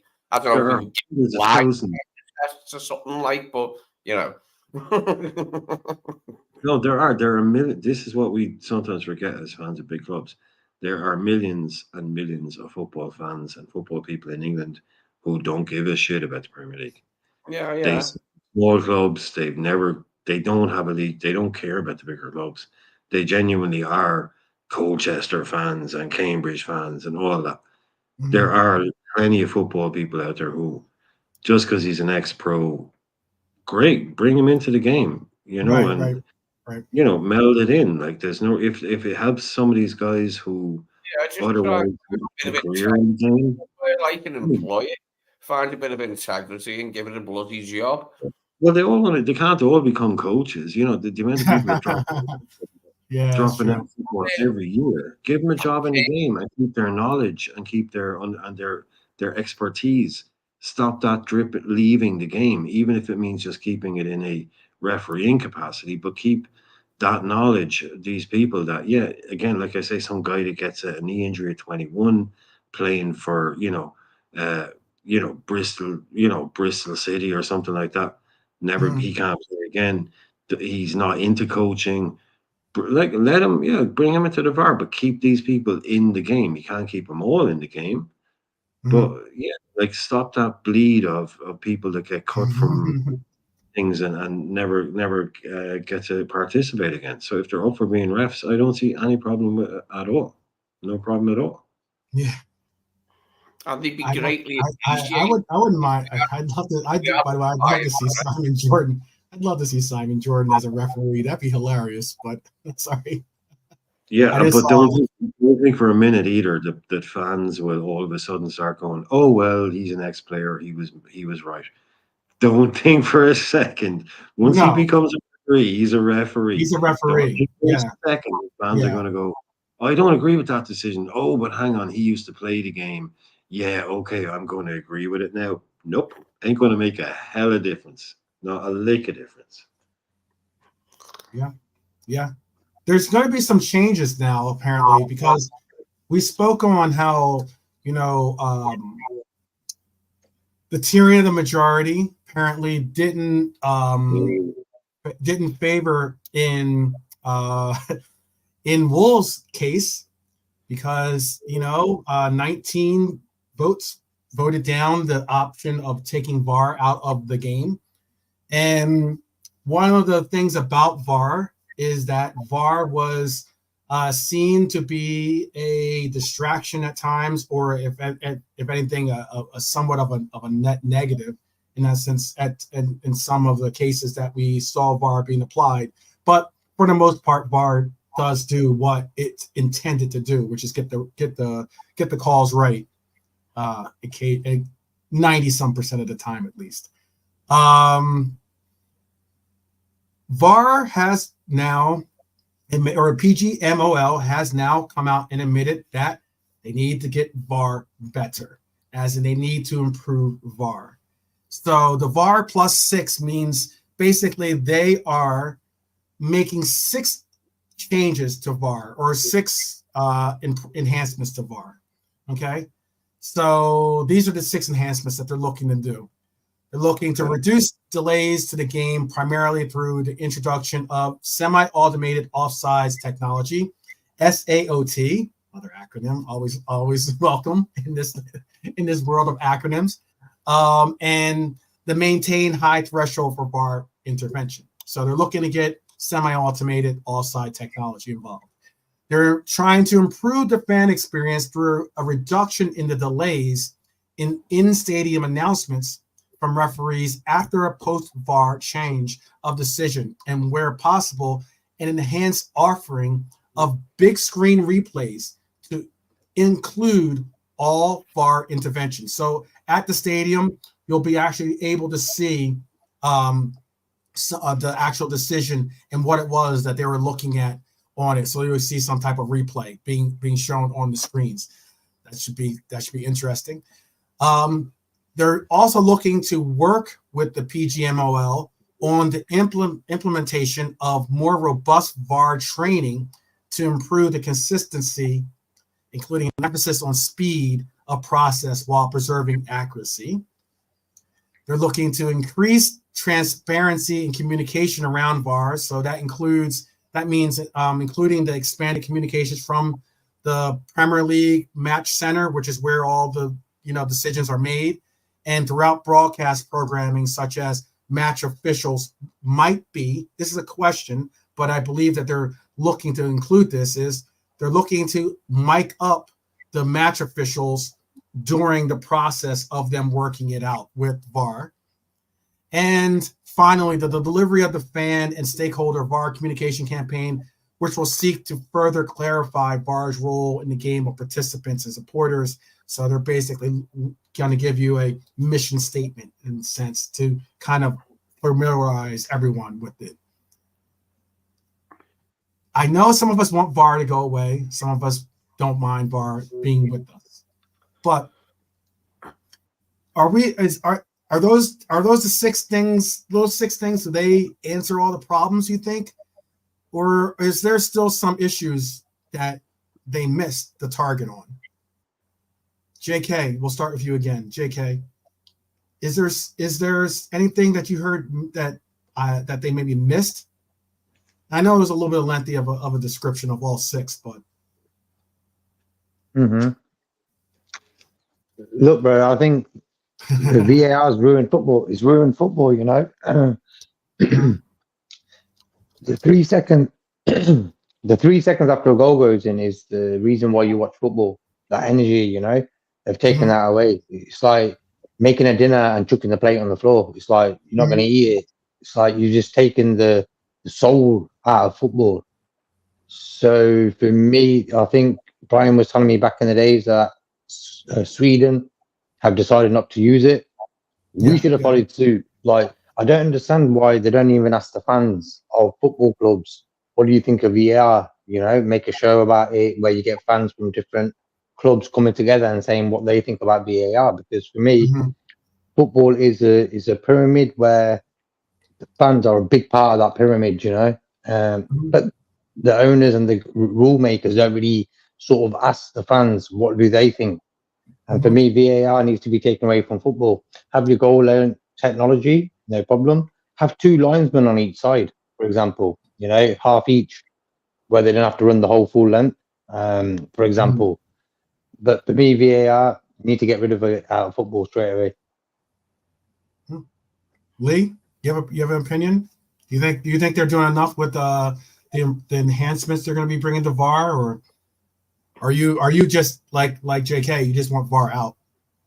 I don't think it's going to go now, is it? Now that it's arrived, I don't think it's going to go. But if they can refine it, at least a little bit for next season, so it's not as arse-wipingly awful again, then that'd be nice. Just like in really like big situations, like where you've got to slow down for a minute and say, yeah, that guy was onside and we can see it clearly. You know? I mean, that's just bringing it back to us. But like, there was lots of bad instances of VAR last season, like for innumerable sides, like whether they were at the bottom or the top or challenging or, you know, not doing anything in particular, noodling in mid-table. There was lots of like hideous, bloody decisions that, like, you know, we can't be seeing that again next season. Like, fucking, I mean, at least, you know, meet us halfway. How about you, Irishman? Things become embedded incredibly quickly, and people forget things incredibly quickly as well. And they're rebelling against this at the moment. And what they don't really remember is like football is football for a reason. It's not other sports. There's a reason why it's a different sport. And one of the reasons is because it was so fast paced. there was, and it was always on the go. There were no stoppages. There were no prolonged instances of everyone standing around. This is not the game as most people know it. And what they've done is they've made the mistake of going around down the road of trying to get everything right and everything perfect, and taking as long as possible to make that decision. And what they've kind of forgotten is that people don't really want that. I've always been able to accept the fact that there will be human error when you've got one guy in the middle and you've got 22 players and one ball, and you've got a couple of guys expected to see everything. That's just not possible. You know me, I don't believe in conspiracies and refs being out to get us and all that shit. So a guy got it wrong in the middle of a game. Okay, that's what happens. So I'm all for like anything because again, I'm with JK. I prefer it hadn't come in and we had improved the game, like with the goal line technology, things like that were proven and instantaneous and didn't basically need three guys in an office talking about it for 10 minutes. Those things aren't what the game is about. You make the decision on the pitch and you go with it. Okay, everyone lives with it afterwards. Usually the best team wins the league. Okay, there are bad decisions, but usually I'm pretty sure we can all agree the best team wins the league. So it's not going. I'm with Lita. It's not going. So whatever we can do to streamline it and make it quicker and less intrusive and take away this whole like, I have time to go out, get a beer, go upstairs, have a look, come back down, that goal still hasn't been decided, it doesn't matter, I'll just Simple as, yeah. go to VR on this, I can go out, I can make a cup of tea, come back in. I don't have to worry, I won't miss the restart. Yeah, that's not football. That is not football. it So you isn't. need to streamline quicker. That's all I want. But again, blame Thierry Henry, because when we played France in a playoff to see who went to the World Cup in 06, I think 06, Thierry Henry, we drew 0-0 with France, and then the second game we were 1-0 up, and Thierry Henry handles the ball twice on the line and then passes it to someone who scores. Can't remember who scored. After the game, the FAI, they demanded, like, Henry came out and apologized, admitted what he'd done. And the FAI tried to sue UEFA. Then we tried to demand that they open up a 35th place or whatever it was, or in the Euros, and basically allow us in because we'd been cheated out of it. Right. And they refused that. And then we threatened to sue them. And there was a whole lot of stuff. Basically, they ended up paying us £5 million basically to shut up and go away. Just to go away. But because of all of the noise and the controversy that was caused by that prompted FIFA to basically invest in looking into ways that this could be stopped from happening again. And they put like 10 million into this program to see what could happen. And that is the birth of VAR. That is where VAR came from. So you can blame Thierry Henry for all of this. Okay. So there you go. Henry, shame on you. I do think, although, sometimes with VAR, where it's like a 5-minute stoppage, that they're going to start bringing adverts in, like, during the 5-minute VAR. Sponsored by Krusty. Yeah. This VAR brought to you by. Yeah, exactly. Women's hairspray, shaving, bloody lotion, right, whatever. exactly. Something. All is brought to you by Manscaped. Yeah, exactly. Quick one. There is 2 updates I have to bring to the attention while we have you guys here. And then there is another point that I want to bring up. So I'll bring up the point first, and we'll go into the 2 points of attention that I wanted to bring up. The first point, though, is I do know that we were asked about this is something that was asked in the chat. That's why I'm going to bring it up. There was the question of whether we're going for João Neves.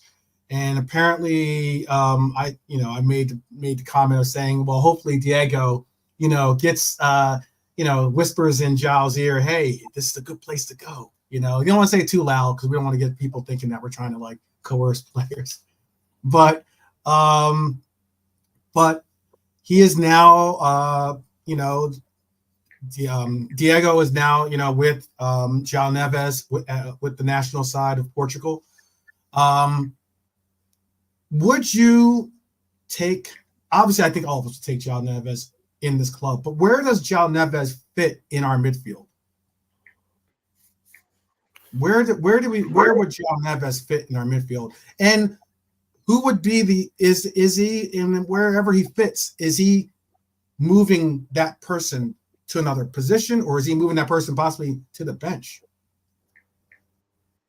Irishman, you can go first. I saw you had a comment ready, and you can tell me in the chat your opinion on João Neves. Yes. The guy that went from Wolves to Saudi Arabia. No, that's Ruben Neves. That's Ruben Neves. Who's it? Oh, can you? João Neves. He's the wonder kid. He's like 19 years old. Plays for Benfica, I believe, or 19, yeah. Yeah, he's 19. He plays for, I believe, he plays for Benfica. I'd have to double check. Yeah, Benfica. Yeah. Or someone in the chat probably can get me confirmation. But I think he plays for Benfica. I'm pretty sure. Yeah, he does. What is he? What is he? Is he a striker or a goalkeeper? No, he's a midfielder. He's a midfielder. 6 and 8. He plays 6 and 8, Brian. Yep. That's the thing. Honestly, but he played more 8 than 6 last season. He's sort of like he's sort of like a Pachetic, I guess you could say, in essence of like he's not really a destroyer, but he can play the 6. He can play that holding role if necessary. Have we made a bid? Is that what the news is? The news is this. The news is that João Neves is a target by Liverpool. Yeah, okay. He has a £100 million release clause, so it's not like he is going to be cheap. Manchester United has already tried to get the deal done, and they were rejected. Apparently, I don't think he wants to go to Manchester United. So I sit down until I hit 100 million. Oh, you're in till you heard 100? Yeah. Well, no, I mean, I'd be excited like if we had 100, and it might happen, but 100 sort of rules us out to my ears. Like, I was excited. He sounded like, I don't know him. I don't know if he is or not, but he sounds really good. I mean, he's dead 100. I thought you were going to say he was available for like, I don't know, a modest fee, a relatively modest fee, like that we could afford, like 35, 40 or something for a 19-year-old, but 100 for a 19-year-old. Yeah. No. Apparently, I mean, Diego is one of his biggest supporters, because Diego has come out and said that he has. I don't want to misquote him. Let me double check. Let me pull up this little these notes I had.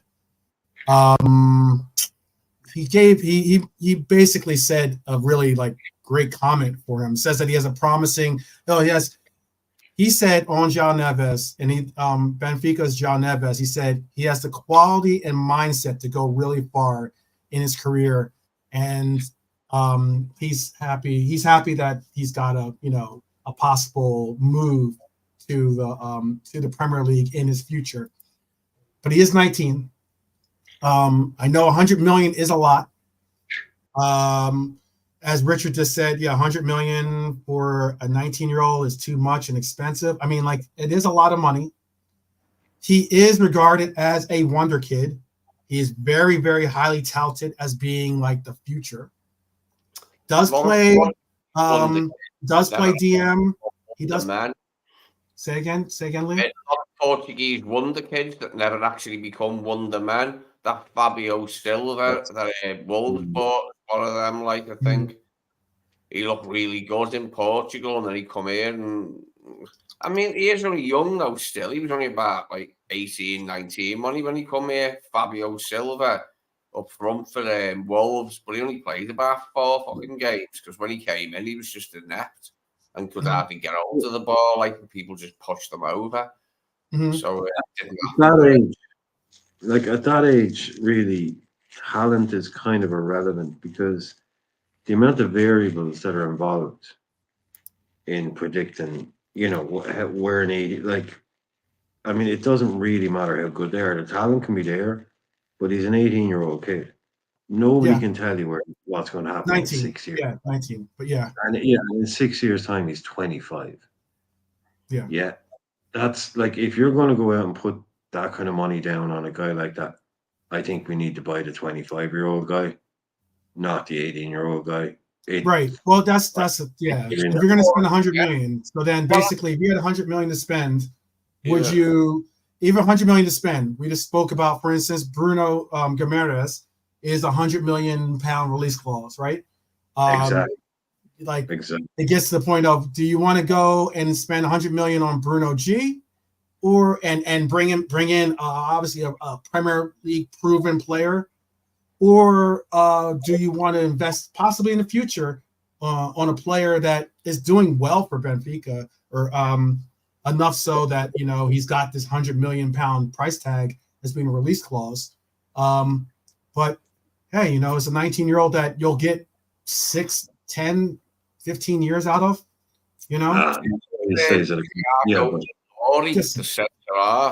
Right.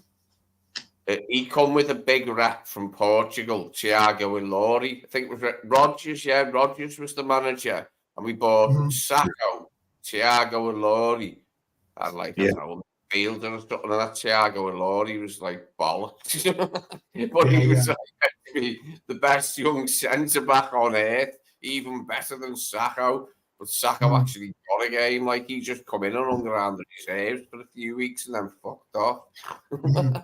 Because remember, we bought Sebastian Coates. He was voted best young player at the Copa America. We brought him in. Everyone thought, he's only 20. Give him 5 years, he'll be the next this. It's like, we don't, shit's going to happen in the next 5 years, like league seasons. You don't get to just go. I got you. Oh wow, that's interesting. Oh, I'm sorry, I didn't mean to cut over you. I just saw something in the chat. I just saw something in the chat from High Lord. No, about how Gestafoot, which is the agency that he uses. Liverpool has utilized them as bringing a lot of players in. And he's right. I mean, Darwin Nunez that's his agency. Diego Hata's agency is also that. But they also represent Ugarte, who we were linked with as well at one point. A lot of the Portuguese talent, though, is like, again, these prices that we hear. A lot of the Portuguese talent, they know that these are their opportunities to get paid. Wonder kids are Portugal, isn't it? Like, it's just so many wonder kids from Portugal, and some of them do become brilliant players. Like, there's a lot of fall by the wayside, and Thiago Ilori was certainly one. It wasn't like I had anything against him. I was dead excited. That's why I was angry when it didn't bloody happen, because we needed a good centre half. Our defence was shit, a bit like it was last season and that. And then I was like, he sounds good, because, like, I read it, and we've been shit for ages. We haven't won a carrot in ages. And then we bought like this great young centre back from Portugal, and I was like, fucking brilliant. And I even liked the name, the way it was, like the way it looked to read it. It's like, yes, Thiago Ilori. And then we never played. I don't think he ever played. I don't think he ever got it. He was that. Well, if you were to look at the people who won the Premier League, just the players since, say, 2000, since 2000, players that have won the Premier League. And if you take out Arsenal, Look at how many of them have come from Benfica, Sporting, or Porto. Yeah. Portugal is a talent factory. It knows its place. It knows it's not a major league. It has its connections, those unbreakable connections it's always going to have to Brazil. Same language, the colonial thing. It's not, but I mean, they're linked. They have that there. They have basically a load of Lamasias. They bring in these kids or they develop them and they stick big money price tags on them and they get big money from England. Look at the players, all the Porto boys that went to Chelsea with Mourinho, all the Silvas, these boys, Cancelos at Man City. Yep. All these, but it's a literal talent factory. So if you can, like Benfica have made more money selling players in the last 10 years than pretty much any club in the world. And they produce top quality. So you get them in. This is why I don't like the whole, why don't we just go to the source? No, let them go to the Portuguese league where they get refined and they get coached properly into the European game. Then you make a decision on them. Then you go and get them. Okay, it's going to cost you more. But that's just the way of the world. You can't go to all these South American clubs and take these potential wonder kids. No, let them go to these finishing factories, these finishing schools in Portugal. And okay, yeah, you're going to have to pay your 50 or 60, but you're getting the finished article then. Yeah. That's how I have no problem with that. I don't, okay, maybe we could have gotten a Caicedo for 4 million. Yeah, maybe we could have gotten that. Okay. But I'm fine with these guys going to other clubs and proving it there before we kind of go and take them on. I can eat the price, if you know what I mean. Yeah. It's not my money. I can eat that because, okay, you can't go and buy all like 10 kids for 2 million each and 2 of them will be wonder kids. It doesn't work like that. I don't think it does anyway. And the fans would. I was just looking at it from a perspective of if we, I think Bruno G would be a great addition to the club. Let's not pretend that it wouldn't be. But I also look at it as we could possibly have a midfield with with Harvey Elliott, with Curtis Jones, with obviously with John Neves, with a Ryan Gravenberch. I mean, that's like 4 very promising names, all under the age of 23. That's like pretty incredible to have. That's a promising future to have in front of them.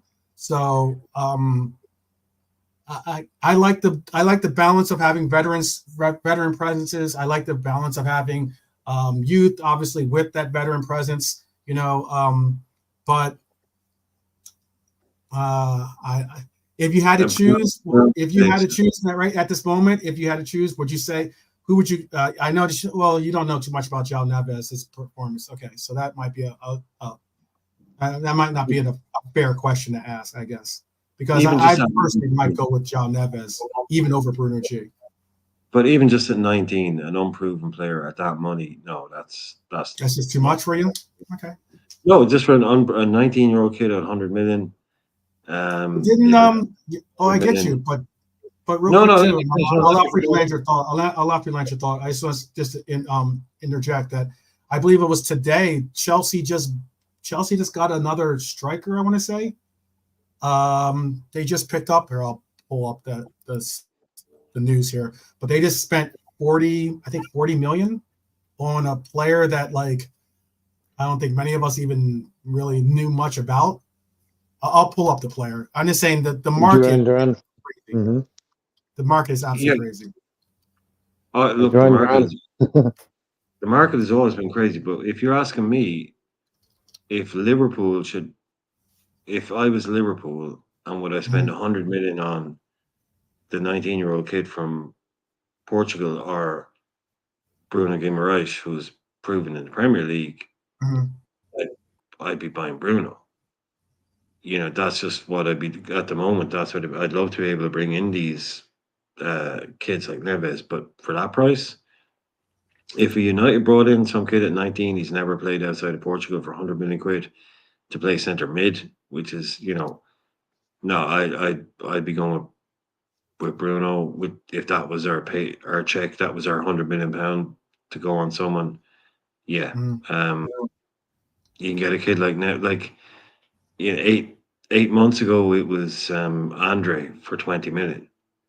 Right. I'm fine with that. Like, if cool, Andre 20 million, but 100 million, no, that just makes it kind of unrealistic. And yeah, also FSG ain't doing that. There's no way FSG are putting 100 million on a pretty much 19-year-old. unproven. I mean, stranger things have happened, but Yeah. don't know. I really don't. I don't see it. I don't see it. We do like the Portuguese market, though. We do have do. We definitely do. I know. I just know. Yeah, know that there are. I know. The market's kind of wild right now because I know Arsenal just went in for. I'm gonna go blank on his name again. Arsenal just went in big for a striker. They got turned down actually. The name that they're looking to bring in. Oh, it was Benjamin Sesko. That's the name I'm sticking of. he's staying. Arsenal got turned down by him. He's staying at RB Leipzig. Yeah, and then it looks like, and again, Villa is looking to make some money in the market, or at least they understand the fact that they're going to sell some of their possible assets.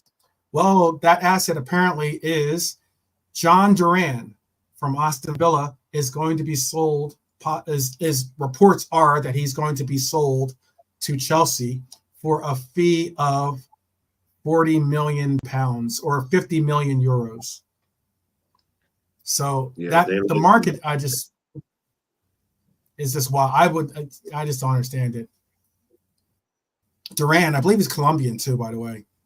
Talented, he is, certainly talented. Rarely played. Yeah. I heard a couple of weeks ago they were interested in him, and I didn't really get it.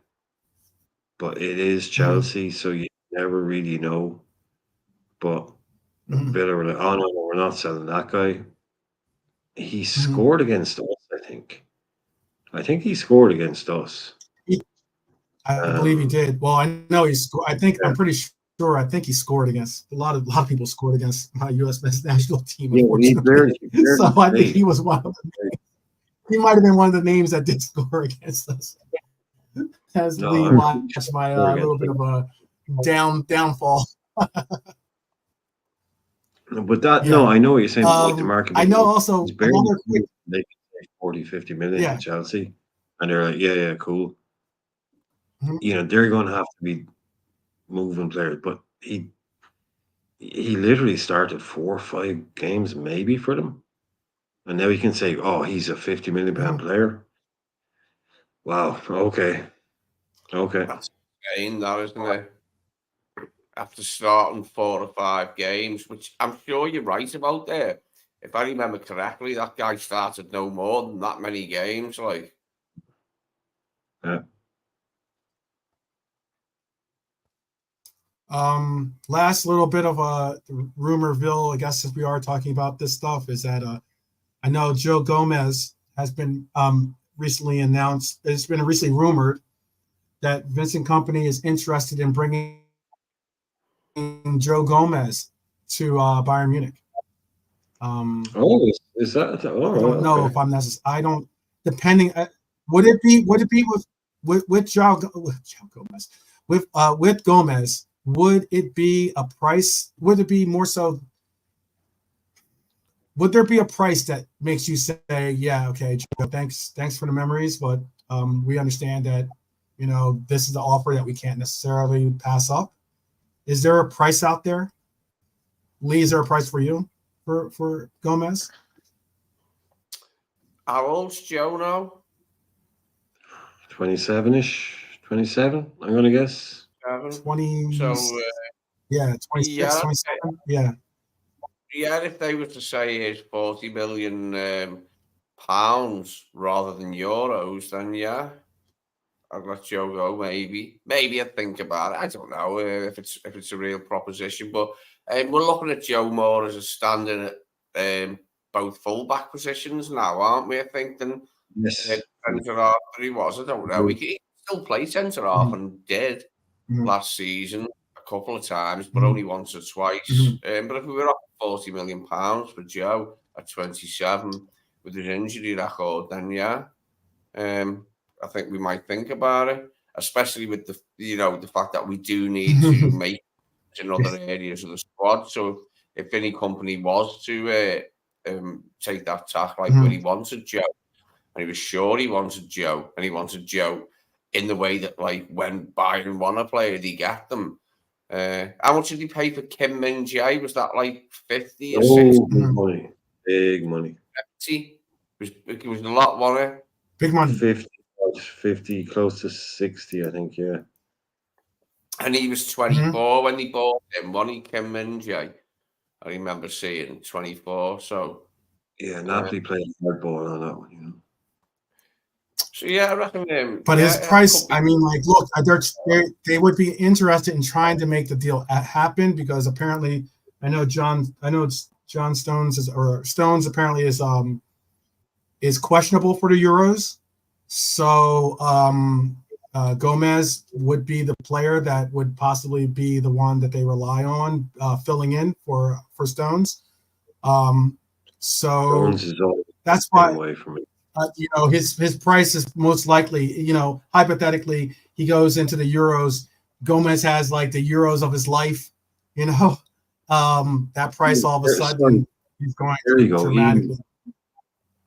Ian is there. Duran scored 2 goals in 10 minutes against us in the 3-3 at Villa. I knew he'd scored against us. Yeah, not a bad impact, but so yeah. No, he scored. He was the sub that came in that scored twice. Yeah. That's the guy. But they were like, one of them was like a, kind of a fluky goal. He's saying comedy defending. Yeah, no, he's right. Yeah. I remember one he kind of bent it. One was a good goal. He bent it. One was a good goal, though. Yeah, one was a really good goal. Yeah. But I think they got him for like 20. The score sheet said Duran. That's funny. Right. But if you're them, they bring him in for 20, and Chelsea say he did that. He did basically nothing. Here's 40. Yeah. No, you're right. Hyler brings up a good question. Good point too, though. Because they're releasing him. I believe Spurs are releasing him. Ndombele. Yeah. Yeah, he was last seen at Galatasaray. I think what a footballer he was. If you want to be in any doubt that guy's career, he's not a meme, he's not a joke. Something went wrong with it. I'm not really sure what it was. But if you want to watch a game, he was only 21, where Lyon beat Manchester City in the Champions League.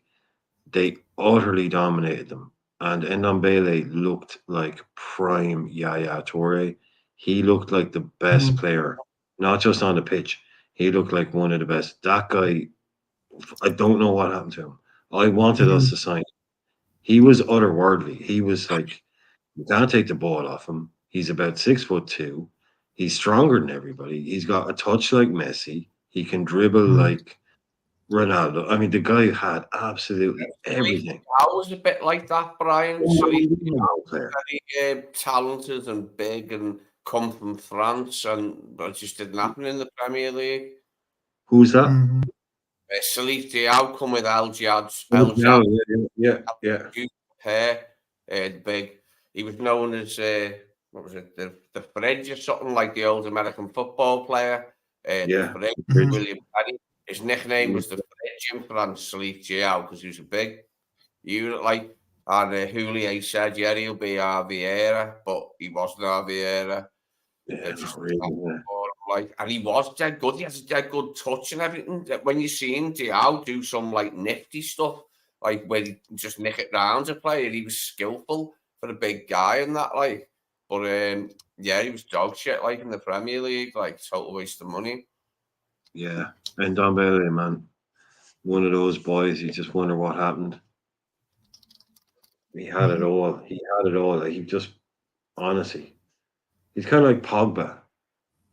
6'4", stronger than everybody, but more skillful than the 5'3" winger guy, and just the finisher as the number 9. Well, Crazy. I appreciate that. Yeah.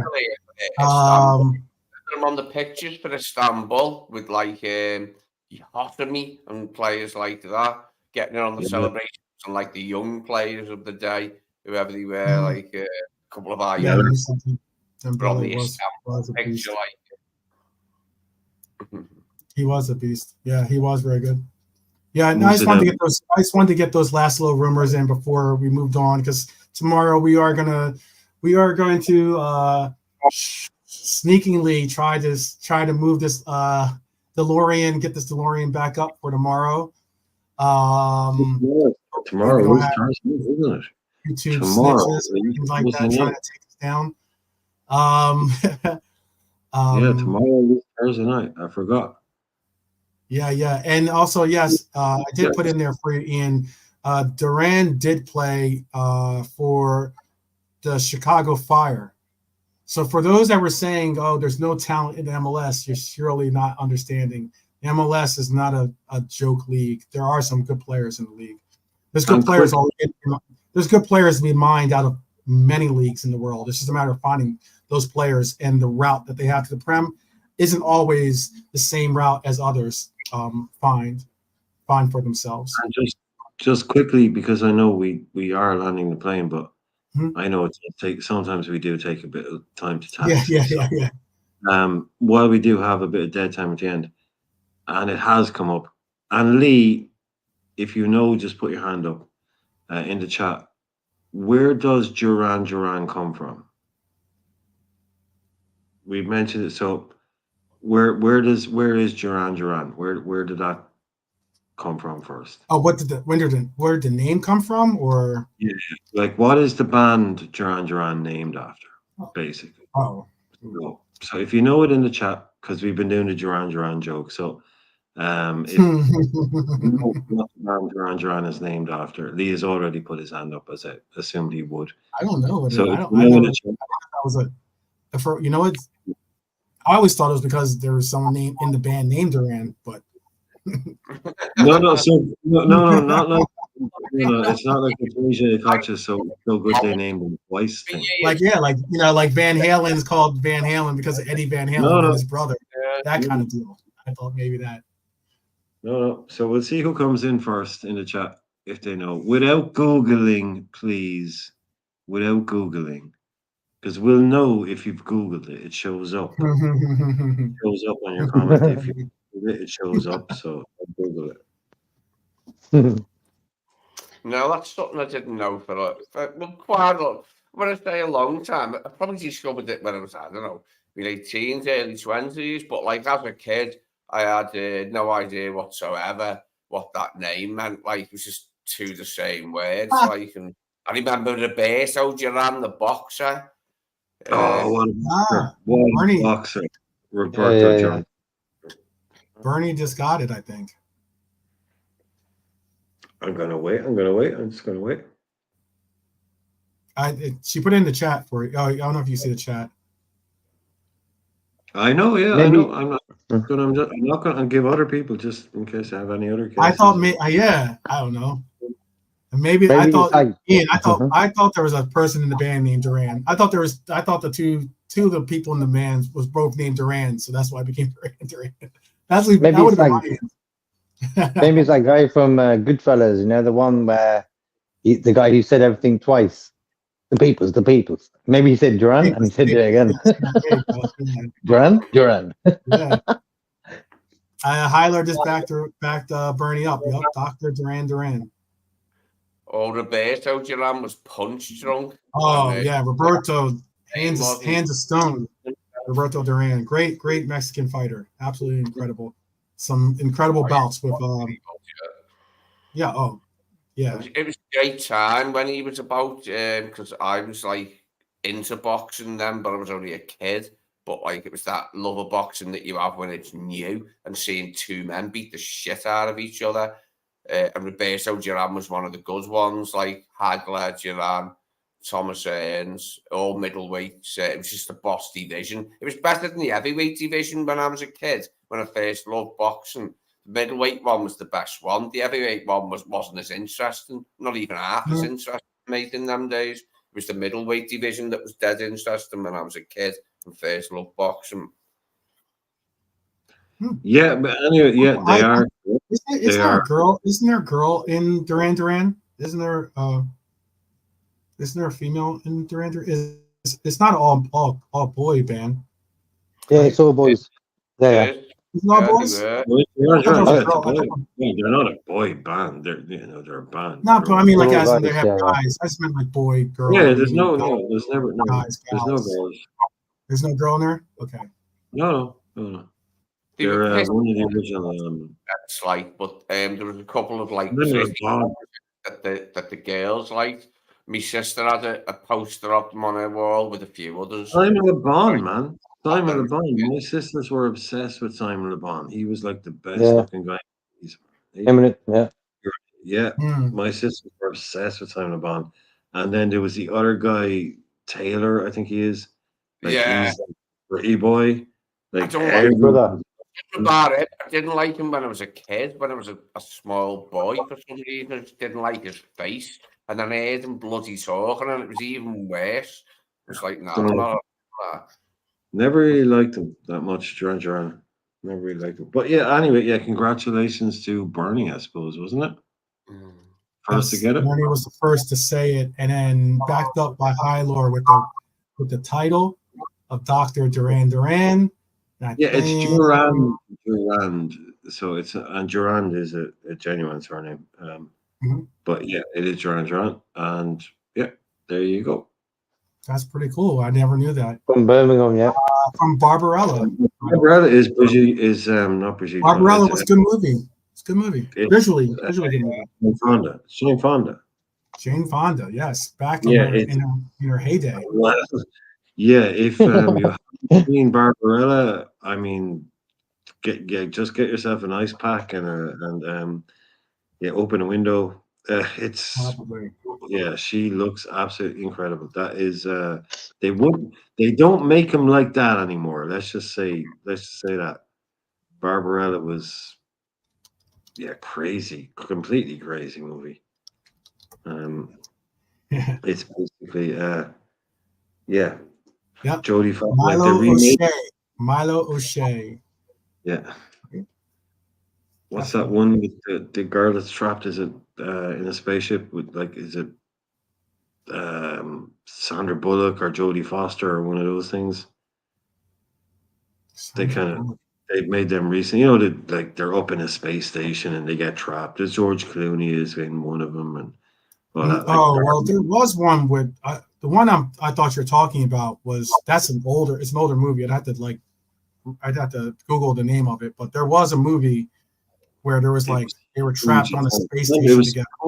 It was Sandra Bullock and George Clooney. Sandra Bullock and George Clooney were yeah. That's one. That's the one where Horizon. Yeah. George Clooney's only in it for all of 10 minutes, but oh, spoiler! Does he die at the start? Well, I didn't say he was. Yeah, he could have been in the middle or the end. He may have gotten sucked out into space and disintegrated. Maybe. That I didn't say. Yeah, so they just stuck his. Wow, I know. Okay, so he dies in the first 10 minutes. He probably got paid about $8 million to do it as well. Oh, no, what's that one called? Charlton Heston. It's what is it? What's Michael Douglas's dad's name? Kirk Douglas. Yeah. Oh, big up! I will for sure. I'll check my DM. You don't get many. Big up to Team Coppish, by the way, showing some love here. Big up, Team Coppish. I used to play five-a-side with a guy called Kirk, and he's the only person I've ever Kirk met. Douglas, yes. No, I've never met anyone called Kirk with a first name. Nor should you, because it's not a name that you should have. Park. It's not. It's not. It's just like, okay, yeah. Especially in Waterford League. I mean, this is obviously the guy was So named. there was a movie called.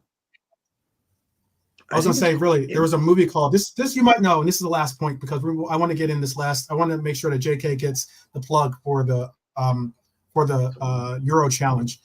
Saturn III. Okay, it was a 1980s British science fiction film. Okay, directed by Stanley Donen, and it had Kirk Douglas and Farrah Fawcett, and they were stuck in a like, I don't know, it's like a base or like it was like some type of like orbiting thing or something like that in space, and there was like one of the robots I think went crazy, and it was trying to kill him. This is Farrah Fawcett in her heyday, by the way. Yeah, you see, I'm kind of. Yeah, she looked. Yeah, that was her heyday. Yeah, 1980. I'm like, I don't care what happens. I'm stuck with Farrah Fawcett. I don't care if there's aliens. I'm happy. This is already good. Saturn III it was called, by the way. So the original it's like a cult classic thing. Yeah, I've heard of that. When you said that, that's what I was thinking of. When you were like we're in a space station or something like that, I was thinking Saturn III. But go ahead, Lee. I was going to say I've not heard of it, like, or know anything about it, but I have heard the name of it, like. Yeah. And if a robot was going to kill Farrah Fawcett, he'd have to get past her hair, wouldn't he? Like, if it tried to hit her over the head to kill her or something, like, it just straight back off. His robot arm would come off, wouldn't it? Like, and fly backwards from all that hairspray. If it was me and Farrah Fawcett stuck in a space capsule that's like off in space, and there's a robot trying to kill her. That was when I became pubescent and women became attractive to me. Was when that's all right. I don't know. It's all right, bro. We didn't even know that. Okay, it's okay, Lee. It's okay. Abort. I know. Yeah. Good. We'll keep that for the late show. Keep that for the late night show. Keep that for the after hours show. Come back at 10. JK, I'm gonna let the floor be yours before we bounce out of here. Please do give the announcement and like the information for the Euros. Oh yeah. Yeah, what we're doing is like most Liverpool fans, whoever wants to just join in on the official UEFA gaming app. It's on the iPhone. It should be on the Android systems as well. I'll put the link in the chat in a minute.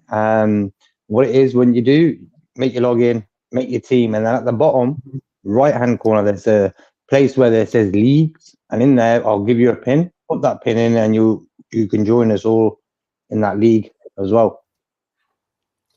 Yes. He's been putting it in the chat for you guys, and I'm sure he can put it in one last time. And yeah, if you want to have a little bit of fun and join the league, I don't really do fantasy football, but like, I'm going to be coerced into probably getting made fun of with some of the choices I probably end up making. So, but it's going to be a fun ride. So I'm down. My midfield is looking good.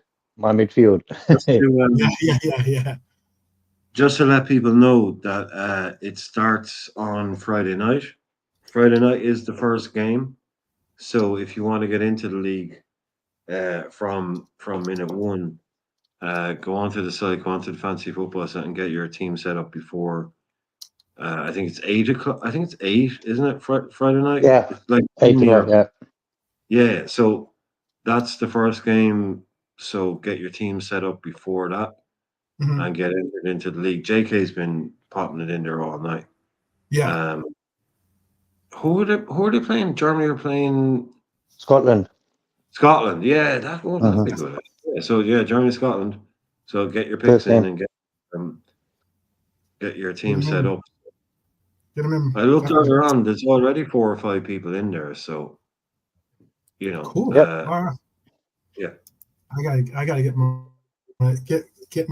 get my act in order and get myself in there. I don't know if I'm involved right yet. but I will be, and it'll be fun to have a little bit of a bantering, I'm sure, back and forth with some of our selections and everything else. But let's say, what would you like to say to the people before we let them go? Lee, we'll start with you. What would you like to say to the people before we let them go to their final destination?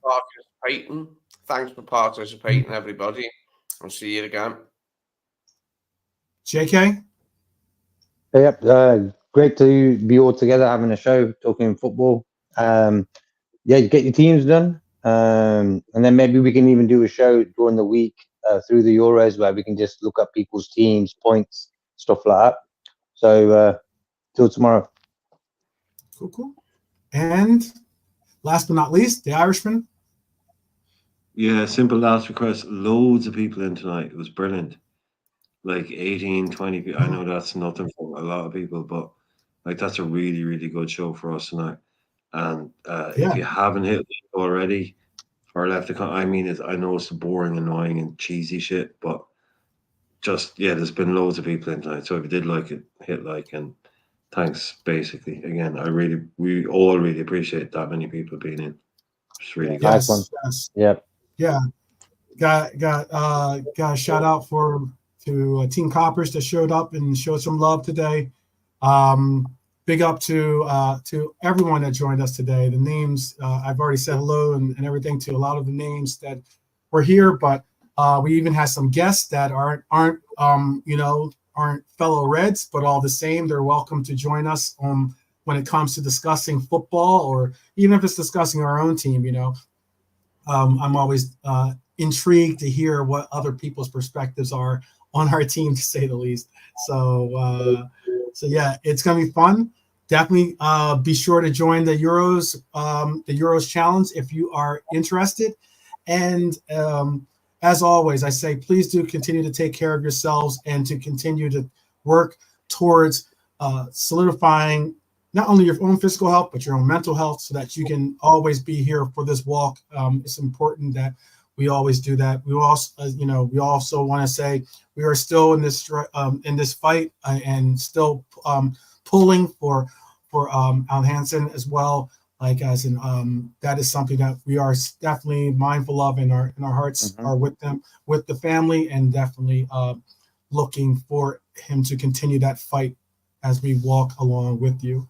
So I would like to, as always, say in the end, up the Reds.